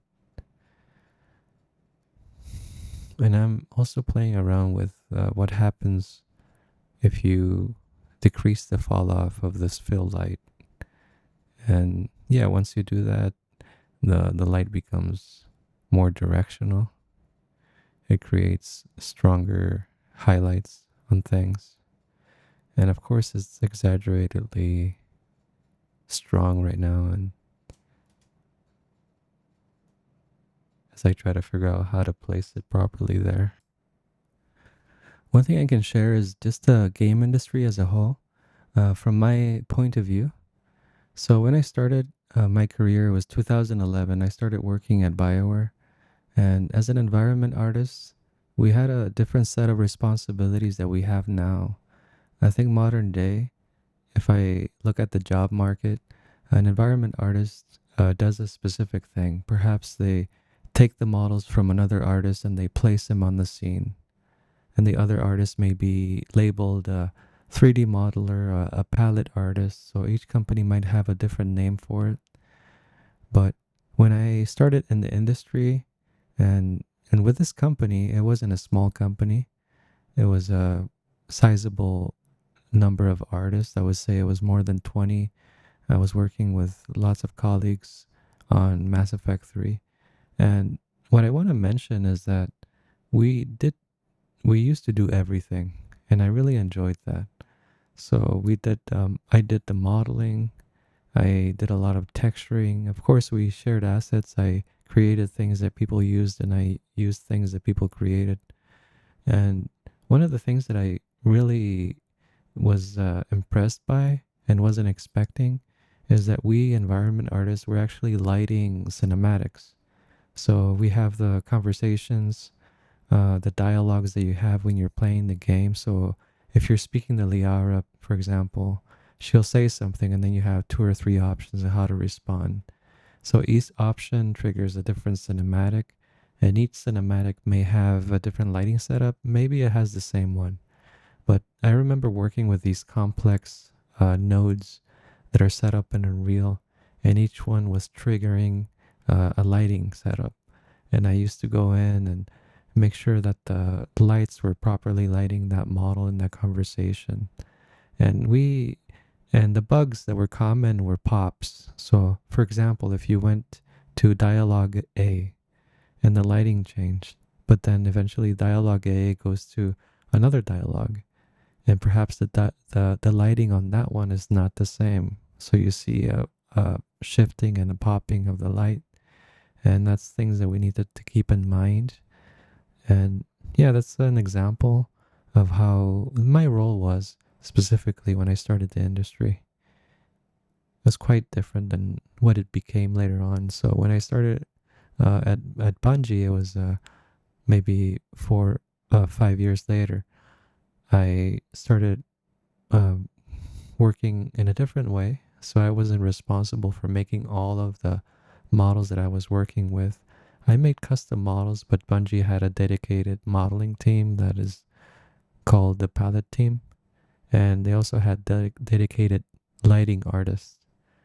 And lighting was something that I remember doing in Mass Effect 3 when I was working on Mars or when I was working on the Citadel DLC. I would place the lights and try to create that ambience. It was a fun part of the job, but I think eventually, as you know, many studios are moving towards not having the artists do as many things, and I know it's for productivity. Like people tell me, "Oh, but Julio, that makes the whole production of the game much faster because people can become really good at modeling, and then they can pump out a lot of models, and it just increases the pipeline." Like I get it in the business standpoint. I can agree. It's efficient. It gets you to the end result much faster. There's less conflict, less issues with quality. Like one person is making a certain quality of model and another person is making another quality of model. It solves for a lot of issues, but I feel that personally we're losing a lot by doing less because what happens if one day you want to become a lighting artist or one day you want to apply as a modeler, as a character artist, and it's much more difficult to change roles. So if you spent 9 years or 5 years, say, for example, working as a 3D modeler and you were not placing anything on the environment, what if you want to do that one day? And that's going to make it so your portfolio is full of models, but it doesn't show the the ability that you have that skill. So you need to create many portfolio pieces to showcase the environment assembly process that you can do that. And I think that's not great. I think as an artist, we like to do many things. Just like when you do painting, you don't always want to do oil. You want to experiment with charcoal, with you want to work with clay. Imagine if you're just stuck with doing one thing, one oil, and it's always oil and forever it's gonna be oil. It's not gonna be fun. It might be actually very toxic. You know, you're using paint thinners and all that all of the time. So I think in a similar degree, working and not expanding is not great. So so now we just need to worry about navigating the current landscape. So my recommendation right now, so if you're for example working towards becoming an environment artist, what I would recommend if you get that job as an environment artist is to always be modeling hard surface models to create scenes where you can uh, do your lighting, practice your texturing. Perhaps as an environment artist, you don't get to use substance designer, but I would recommend to use it. And trust me, like one day you'll feel like, hey, I want to work for this other company or I want to take on this other role. But then your portfolio might not have any textures, might not have any models that you made from scratch. So we don't want that. So what I would still recommend is perhaps in your mind, think of yourself not as an artist that is doing a specific thing, but think of yourself as an artist that is professionally doing a specific thing, but you want to still grow the other things for them to become professional level as well. So going back to the light setup that I have going right now, I'm settling for now on softening this light that is underneath and making it a little smaller and focusing it on the side of the gun in a way that highlights it really interestingly. I also hid the area light because I'm focusing on the environment right now and trying to key the details, I'm hiding the rectangular light right now. So if I bring it back in, you see that the result is pretty soft and there's nothing that is like pure black. So I'm noticing that the background is a little bit dark. So what I'm going to do is just going to duplicate that rectangle light that we have at the top and then just rotate it so it faces the back wall. And then we can use that throughout the development process to fine tune the background and make sure that it looks balanced in relation to the gun. Because one thing that I don't want is that the gun is very, very bright and for some reason the back wall is completely black. It just doesn't look natural. And if a lot of light is coming into that room to light the gun, then it would naturally bounce around. I'm trying to go for a bit more of a realistic scene. I know in photography studios you can use tarps and cloth, and it creates a very, a very intentionally dramatic and scene that is not particularly realistic. It's just meant to highlight the subject. But in this scene, I want to do some of that, but I also want the background to look like it's naturally lit by some light source. So I just grabbed it right now and I'm going to be rotating it into place. And pardon me if the translations take a little longer. Now that the scene is becoming more complex, it tends to slow down a bit. And I'll go back and forth between performance mode and just the regular mode. Because not only I want to just rotate it, I want to see the effects. And I wish you can do both, but right now, performance mode, it doesn't calculate much of the lighting. It's almost like 3D Max when you create the viewport lighting. It shows some light, but it's not really accurate. So right now, I think the angle of rotation is a little better. I'm gonna bring it closer just to make sure that it's not spilling into the gun. I feel like I have enough light sources that are affecting the weapon. And here, perhaps they're just gonna be bounce lighting with global illumination is turned on that lights the back of the gun, but it's not gonna be much at all. Nothing that can be really noticeable. So it's purely for the background.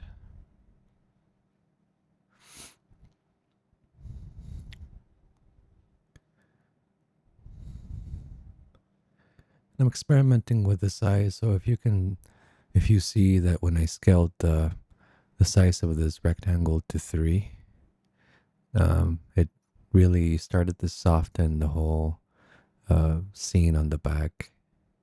But of course, we see the back of the triangle here, so I'm just gonna grab it and move it up. But the background, it's more in tune, more in line with what we're seeing in the foreground. You see some shapes. Eventually, I want to blur them. So with the camera focusing, I can make sure that the weapon is in focus, but the background is a little bit blurry. But right now, what I'm thinking about is the value of the whole scene, and I think it's starting to work out. So with the light in place, I'm just gonna go in and start tweaking the intensity of the light overall.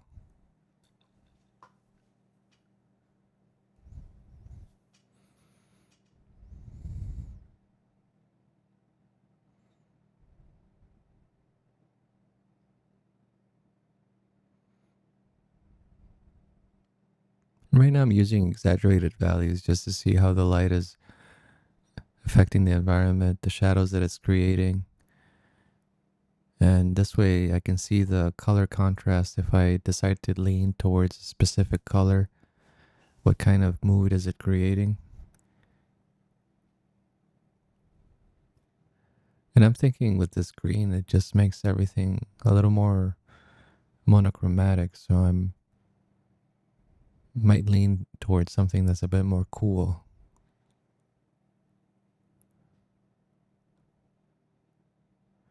Feel that once I nail down the color that I'm happy with, I'll just lower down the power and not make it as saturated.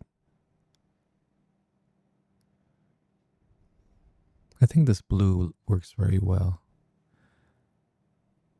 Just gonna make sure the power is not as much, and we still want the attention to be on the gun and not have the observer wonder what's in the background, what's in the environment. So it shouldn't really stand out as much. And besides, it's a very simple model. I think the more we highlight it, the more we showcase the fact that the model is not very complex. I would only highlight the environment more if we have like shelves and furniture, light sources, and lots of interesting model details. But right now, it's a very simple background. So right now I have that hard plastic open, the one that's being used on the handle. I noticed that it wasn't catching much light. So I'm gonna try to increase the brightness just by a little bit. I'm not gonna make it as this light gray, but you know, when you move these values just a nudge, it creates a drastic shift of value in the scene. And I think this still it still appears to be black, but it's definitely not pitch black like it was before. And it helps the lighting. Like I was mentioning, the lighting is a combination of the materials and the light itself.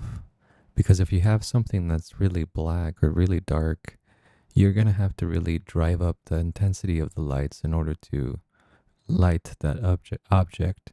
And the problem is when you have a very dark object next to a very bright one, it's very hard to balance it out with lights.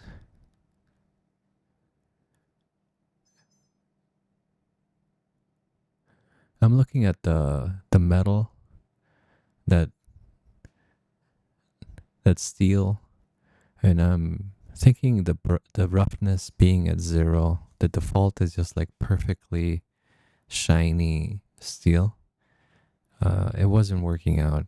When the value is at 0, what happens is that it reflects the environment, and in such a way that it creates very prominent dark areas and very prominent light areas. And what it was doing, it was just making it difficult to light because some parts of those metals will always stay black. So just by nudging the roughness up a bit, it helps with the lighting.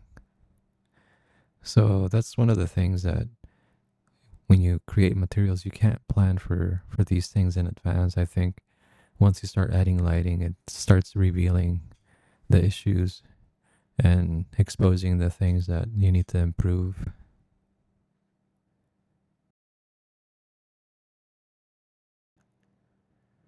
But the whole image, as you can see now, it feels quite more balanced. There's not a too much contrast. The contrast I feel is in locations that's good on the eyes.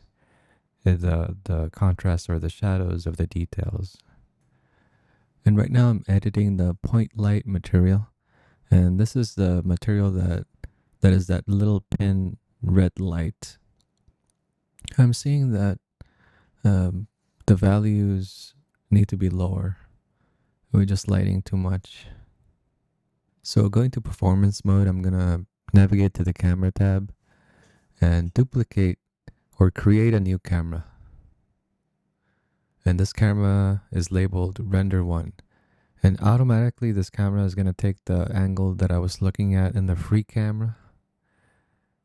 And what I'm doing now is turning on depth of field. And the focus distance, what you can do is use that little target icon. And then what you need to do is click on one part of the model where you want to be focused in.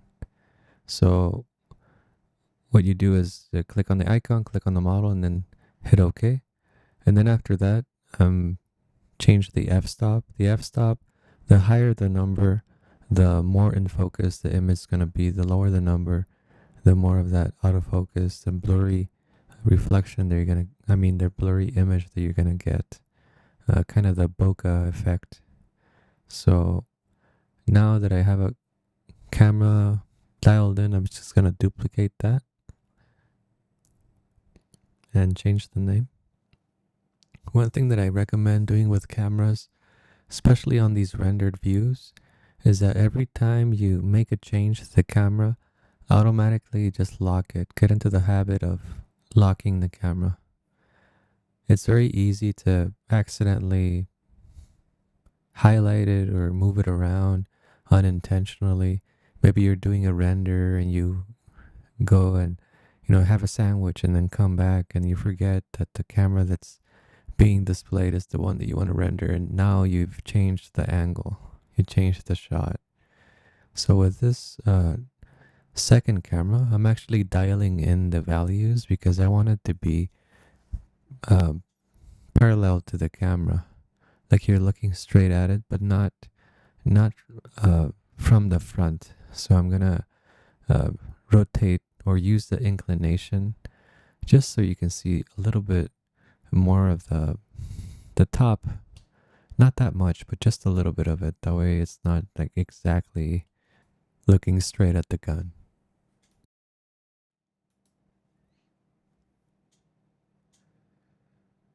So every time you change the cameras, you move them around, even if it's by a little bit, you have to resample the depth of field. So yeah, pick the target and then select the model. And with this one, because you're looking directly at the model and the model is in the same plane, you can really exaggerate the f-stop. So if I make it like 2.8 or even 2 or 1.5, it's just gonna do two things. It's gonna blur the background, but it's also gonna blur the foreground. Like part of that crate would be out of focus, and it's only that region where the gun is that's gonna be in focus. And it's a very cinematic feel to it. It's almost like product photography. Like when you look at products in a catalog, they try to put like really professionally taken photos. Unless you're looking at eBay, then it's a different thing altogether. But we're not making renders for eBay. We're making them for places like ArtStation. So we need to bring our best, get it trending, make sure it gets seen. And for the third camera, I'm trying to showcase the details of the back. Not exactly like seeing the entire stock, but more like the back of the scope. This is a similar angle that you would find in a first-person shooter. The first-person shooters, they're not always shooting. Sometimes they're doing animations like reloading, or the guy is running and moving the gun a little bit to the left and a little bit to the right. So this is not exactly a shooting angle. It's kind of shooting crookedly if it was. So it's just more towards the side. Imagine the guy is kind of moving the gun into place, not quite shooting yet. And it's a bit of a dramatic angle. So one thing I'm doing is changing the focus length. If I lower it, it becomes more exaggerated. So 35, it's almost like triangular. It makes the front of the gun look smaller. And what's close to the camera, it kind of expands. And shooting games, they do that a lot where the perspective is really exaggerated. 35 might be too much. The other ones, I think I was using 40. And this one, using 35. But anywhere between 30 to 50, I think it's okay. It depends on the mood and what kind of shot are you wanting to get. If you want the lines to be parallel, then you would go for a higher number. So right now I'm experimenting with different settings here. Like how does it look like? Little things like really change it. Like this 50 almost like makes the lines even more straight. It, it's almost squishes the gun a little bit. And I kind of like that. It looks elegant. It looks very rectilinear. So for that shot that it's just looking straight at the camera, I think 50 was working. I'm trying 50 on this one, and I think it's also working a little better. It looks elegant, it looks sleek, the lines are straight. Sometimes with distorted perspectives, or even if you use like lower angles like 35, it looks exaggerated, but it may also look cartoony. Or it may look like the photo was taken with a cell phone. Sometimes cell phones just have these exaggerated angles. It's because the cell phone picture, they want you to capture everything that's on the scene. If you're in front of the San Francisco Bridge, you can see the entire bridge on the photo. But then if you take a 50 or a 60 millimeter lens or 70 to the bridge, you're going to be really far away in order to capture the whole thing. You're going to be needing to be on a hill somewhere to really see the whole bridge on the picture. So I went ahead and duplicated the main area light and named it camera 3. So it's the key light that was lighting the gun. And what I was noticing is that on camera 3, the light was just too straight on because the light and the camera are both in the same angle. So it starts looking like a flashlight from a camera. It just flattens everything. So essentially what we're going to be doing is that when we make the renders, we're going to create add to the queue camera 1 and 2 with the main key light enabled, and then we're going to add to the queue camera 3 with the other new light enabled, but they're never going to be on at the same time. One's going to be on and the other's going to be off. So camera 1 and 2 have one key light and camera 3 has another. And that's really realistic. It's emulating the moving of the camera and the moving of the light around. So if you think about photography, the person holding the light does not stay in the same place for the entire shoot. So for the shoot, maybe the photographer is shooting the model and does like a 5-10 shots. And all of those use that same lighting. But now you want to switch it up a bit, maybe go to a different part of the room. And of course, the lighting person, the photographer, whoever's handling the rest of the equipment, maybe the reflectors, they need to move as well. But in 3D, we're not moving anything. We simply create more because everything's free. We can create many lights. In real life, lights can be expensive. The strobe lights can be worth $1,000, $2,000, $3,000 depending on the quality and the grade. But here we can easily create lights and add them, delete them, and hide them, unhide them. But the concept is the same. The idea is that you're now taking a different picture and you want to move the light. You want to turn off one light, turn on another. So right now I'm trying to do the what the other light was doing, but in reverse.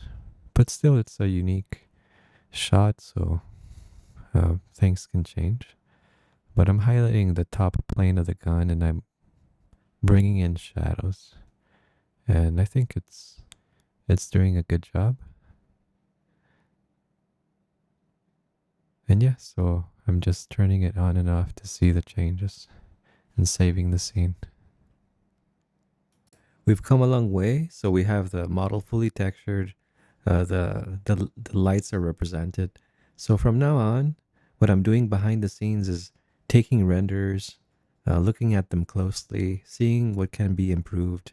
And one thing that I noticed is that the reflectivity on the edges of these materials is too much. Like the sheen on the reflections on the renders, it comes out really sharp.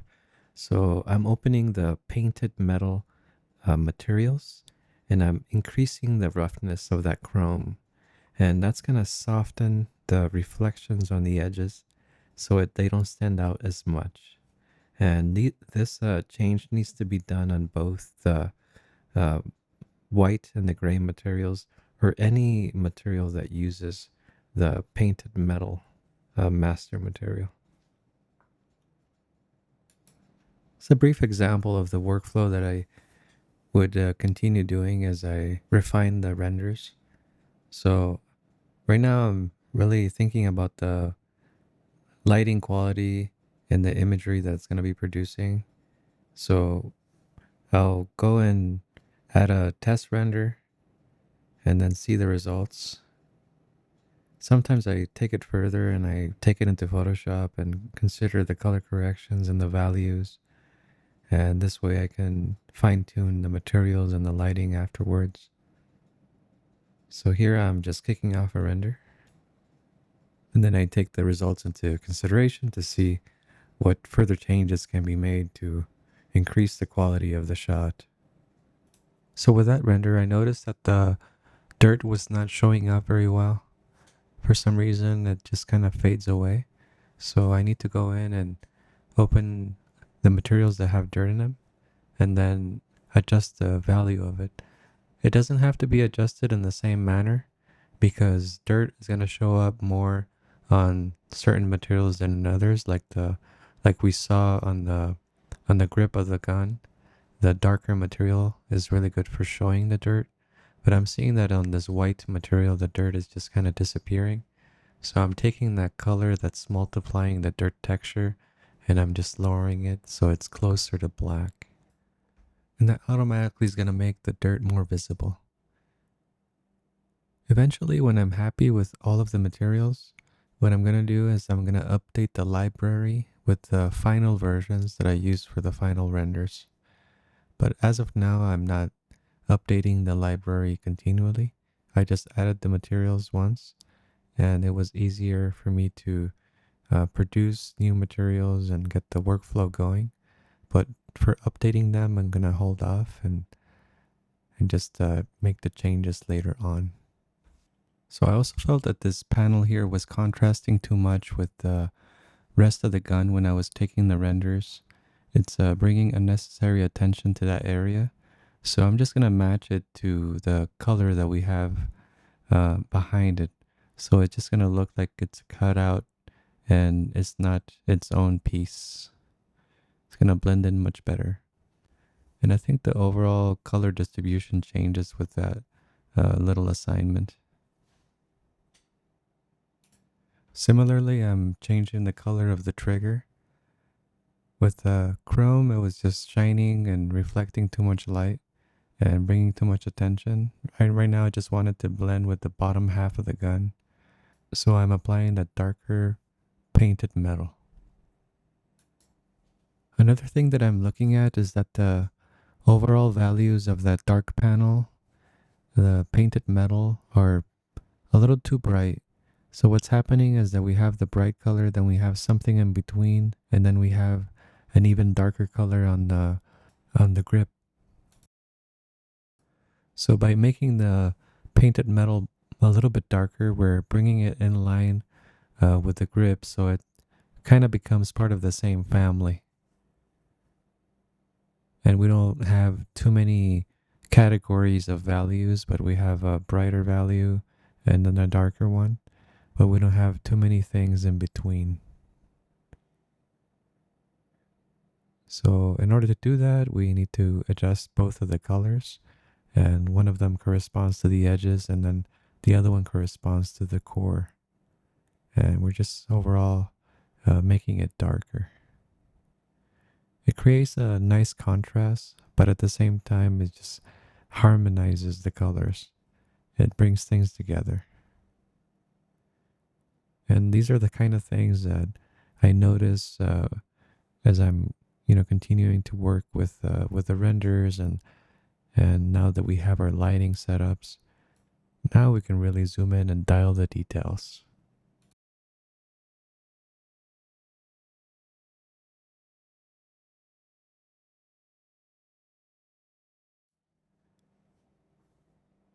So on the renders, I'm seeing that this piece is reflecting too much and it's calling too much attention. It's becoming somewhat of a focal point. So I'm just gonna tone it down by assigning the rough plastic.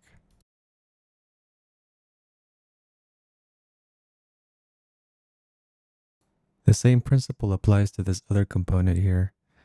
I felt that the reflections, especially on this profile picture, were just catching too much light from the top.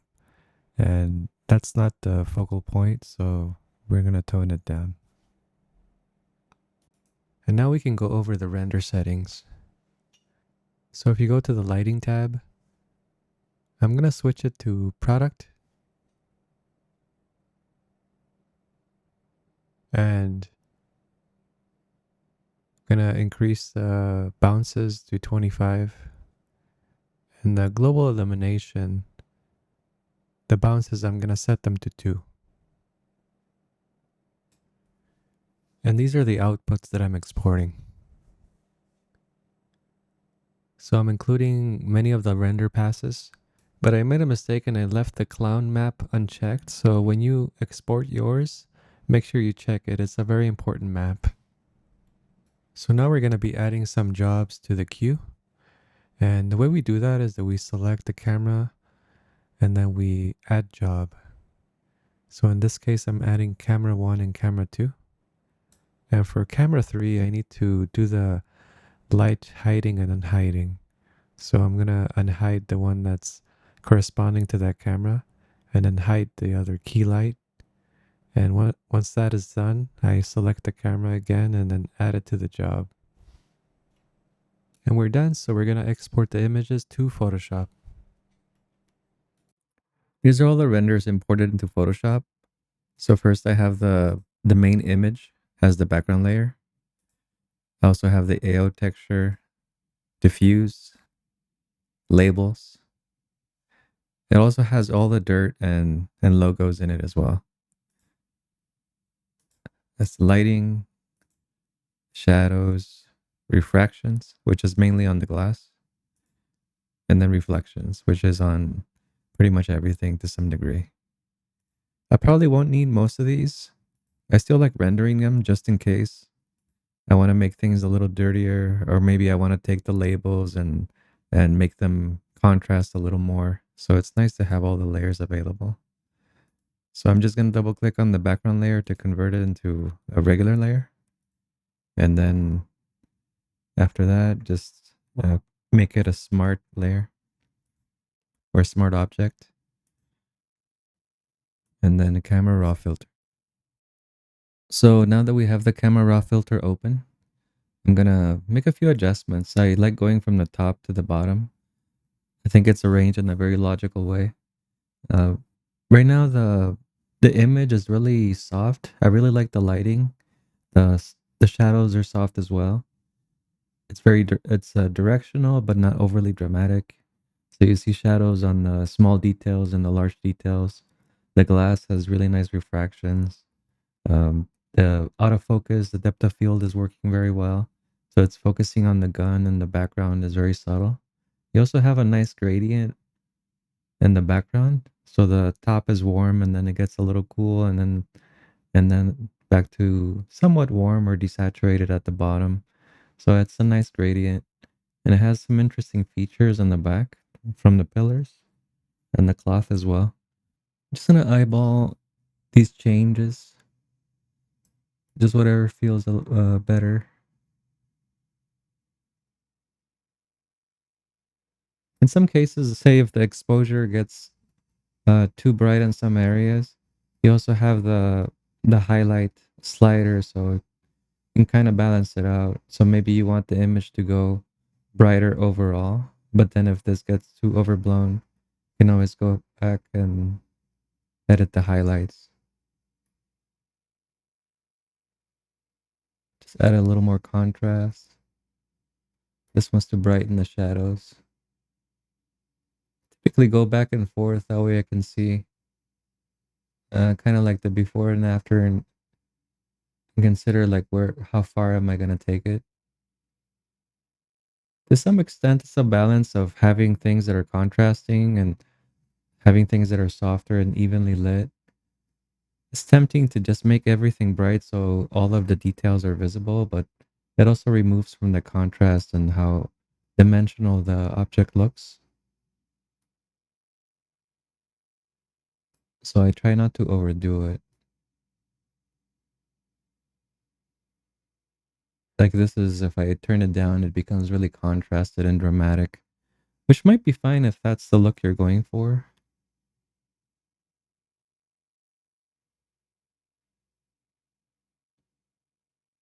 Just gonna adjust it a little bit. And then I go to texture under the effects, give it some sharpness. For this, probably have to zoom in.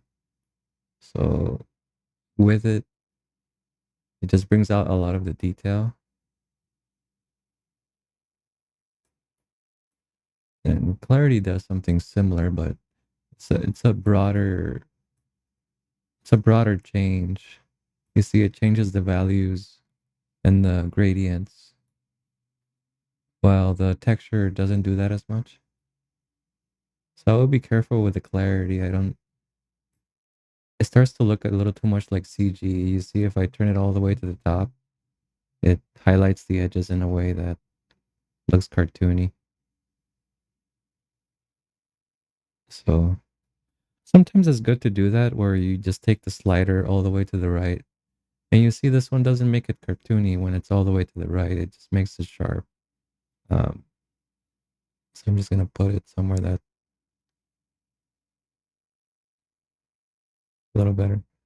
And the haze tries to remove the things that are a little too soft, maybe the cloudiness, the fog.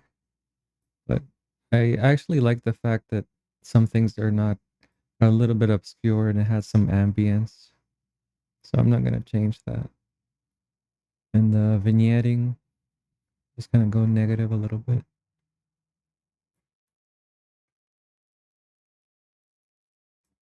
And then to continue,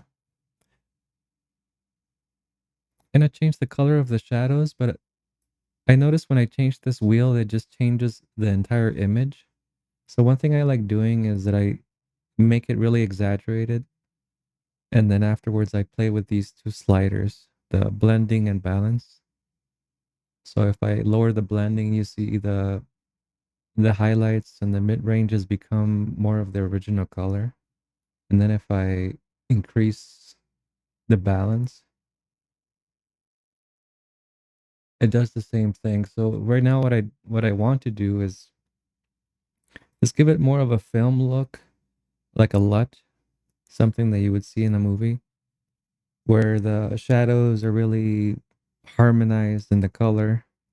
And naturally right now the highlights look warmer, especially when I turn the coolness of the shadow color. And I'm really liking this.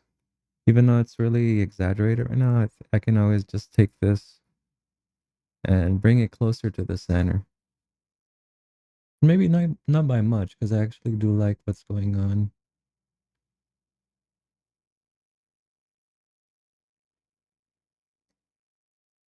Something like this can work, perhaps.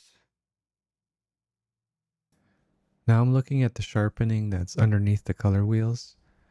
I believe this sharpening is different than the one we were using previously.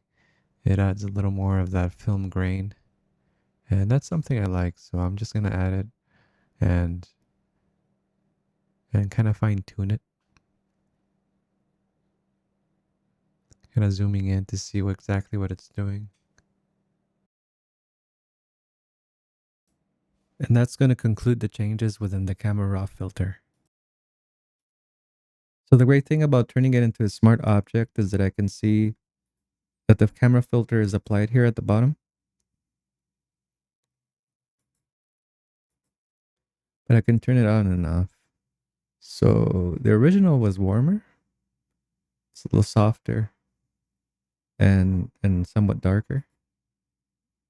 And the one with the edits, it's definitely on the cooler side, but it still retains a lot of the warmth, especially on the midtones and the highlights. But things look a little more harmonized. There's a lot more detail. There's overall it's brighter. It has more contrast. Some things that I would consider doing is just experimenting with these layers and see what they do when we blend them down. Like I like what's some of the details that are happening here, but overall I think it starts to look too much like CG when I apply too much of the AO. So I'm just not going to use it.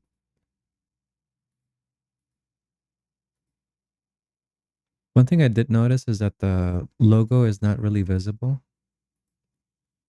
So I'm wondering if I can take it from the labels layer here. And let's see if I can copy paste it and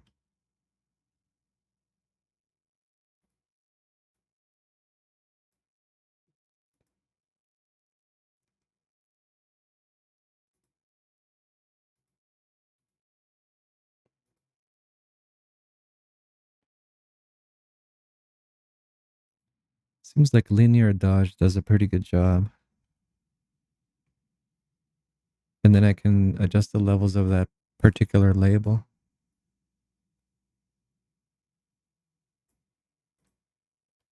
Yeah, that's much better. From KeyShot, I exported this map called Crown. And the way it comes in really useful is that it isolates the materials in different colors so I can use the selection tools in Photoshop and then just select the color and that corresponds to a specific part of the model. So I'm going to go through this exercise that's going to balance the values of the image. And in order to see that better, I'm going to introduce a new layer, an adjustment layer of hue saturation, and just knock down the saturation all the way down. And now we have a grayscale image.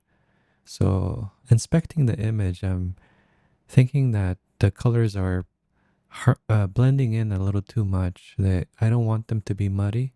So in order to define them better, I'm going to select the lighter metal. So the painted metal that's white.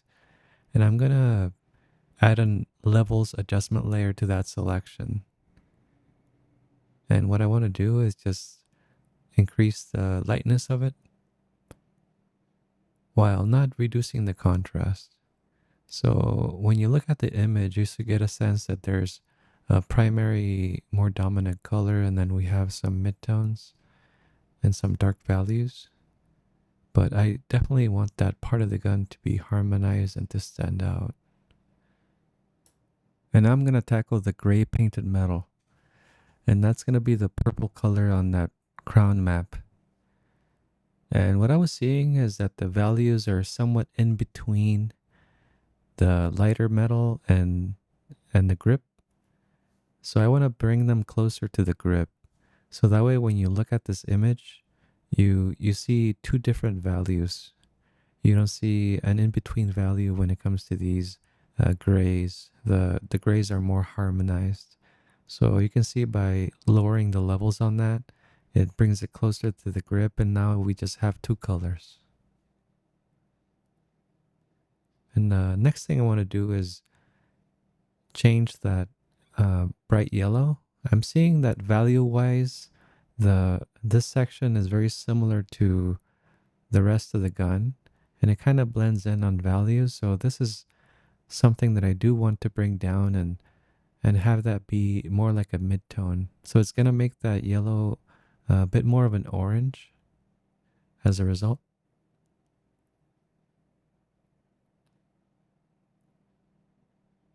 And all this is being done through levels adjustment layers once I have the proper selections.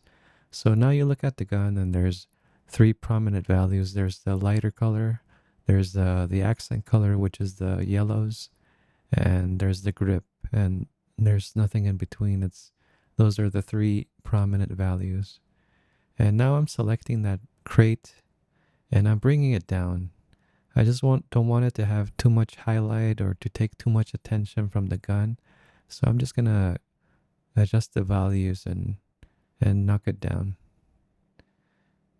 Similar for the background, I'm just gonna make it overall darker. That's the beauty of having this exported image. It's really helpful. It's one of the most fundamental things to adjust the levels and isolate parts of your model. So I definitely recommend to export it.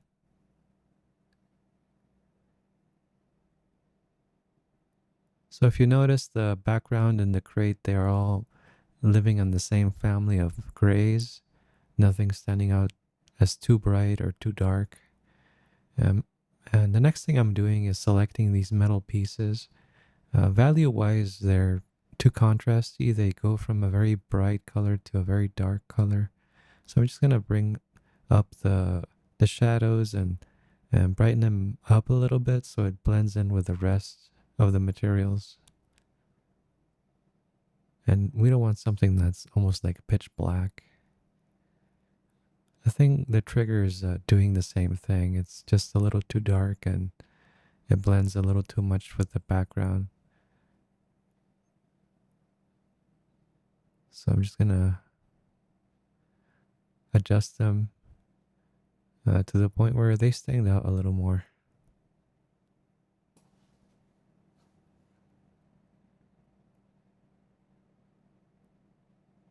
So we've made quite a number of level adjustments, but the image overall is looking more balanced.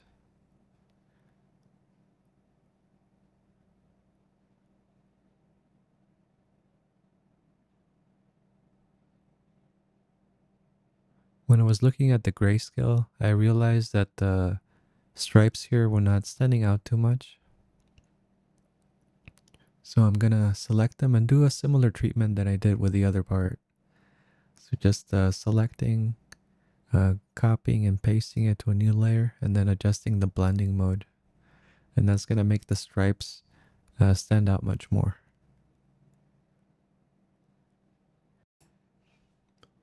It's a fun process. It's just awesome seeing the results of all these changes, the before and after.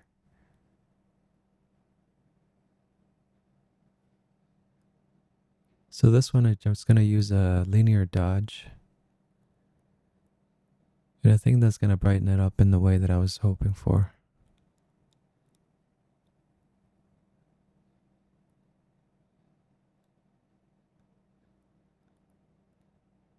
So I'm gonna group all these level adjustments and we can toggle them on and off and see the impact of those changes. So you're naturally seeing everything turned on. So when I turn it off, you see the values just come together towards the center. But when I turn them on, things become separated. It's easier to read. Maybe somebody wrote a letter and it got some water and it became harder to read, like the ink became blurry. But I think by doing this, you're sharpening and restoring the text so it's easy to read. So when you look at an image like this, you just understand it intuitively because all of the values are cleaned up.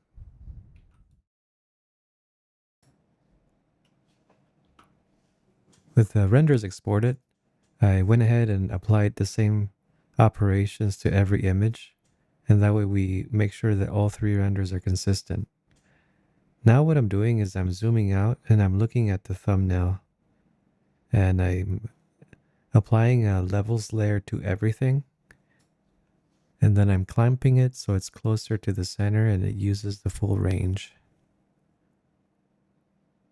So you see as a thumbnail, it reads better, and it's going to read better also as a full image. I'm going to apply the same principle to this one.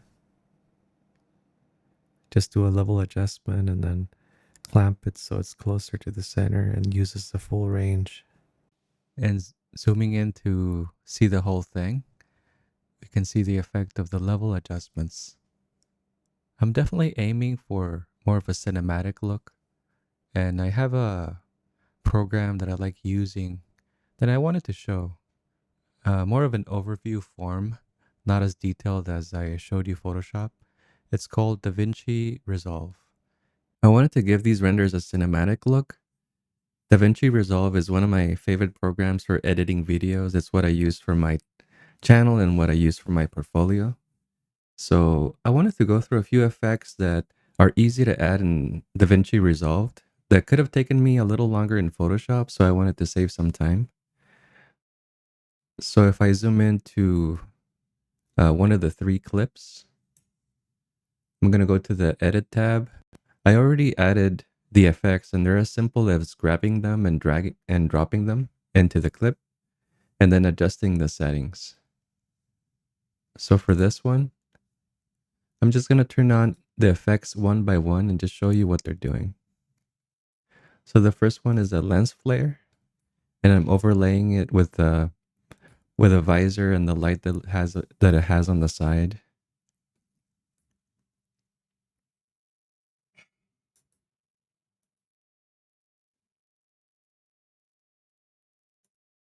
And the second effect that I'm using is a glow. And this one, what it does, it simply takes the highlights and it adds a little bit of a blur to them, and then it's set to screen. So it's just adding on top of the image to make some of the brightest areas a little brighter. So you get a little bit of a glow on those highlights. Try to keep the percentage really subtle as it's a really strong effect. So if I go to the global blend and I increase it, you see it can really overwhelm the image if the value is too high. So I just have it as a very subtle amount. And then the third one is called Prism Blur. And what it does, it picks some of the hotspots in the image and it adds a little bit of distortion. Actually, sorry, Prism Blur is a chromatic aberration. So this one, I pick an area in the image that is totally sharp. And then as you work your way out from that area, it creates a distortion that separates the RGB channels. So if you look at the edges, they just have the almost like a color reddish effect and green effect. And the area that we were looking at is very clear as to what it is. So I'm going to leave it on. And the next one is film grain. Pretty self-explanatory. It just adds a little more graininess. And then halation is the one that adds that particular glow on the hot spots.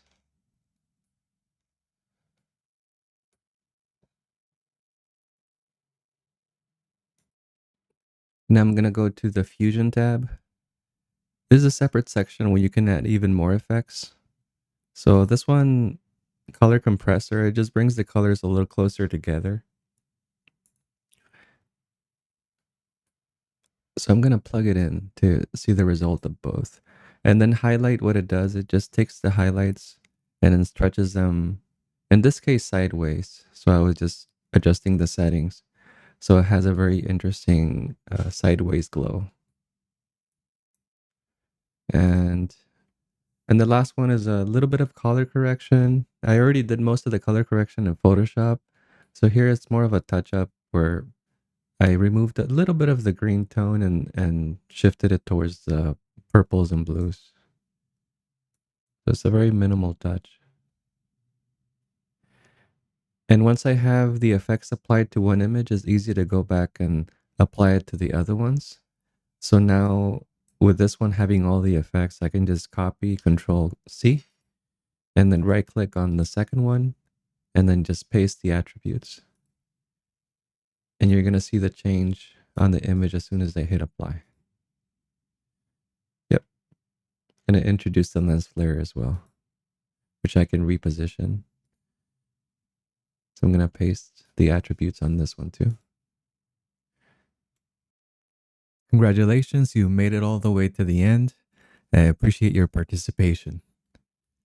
I'm going to go through the images that we created throughout this whole process. These first three I made offline. So these are the prototypes. I was importing the model and trying different materials and experimenting with edge wear and, having a worn look on the model. And the decals were placed in Photoshop, so there were not actual decals in KeyShot.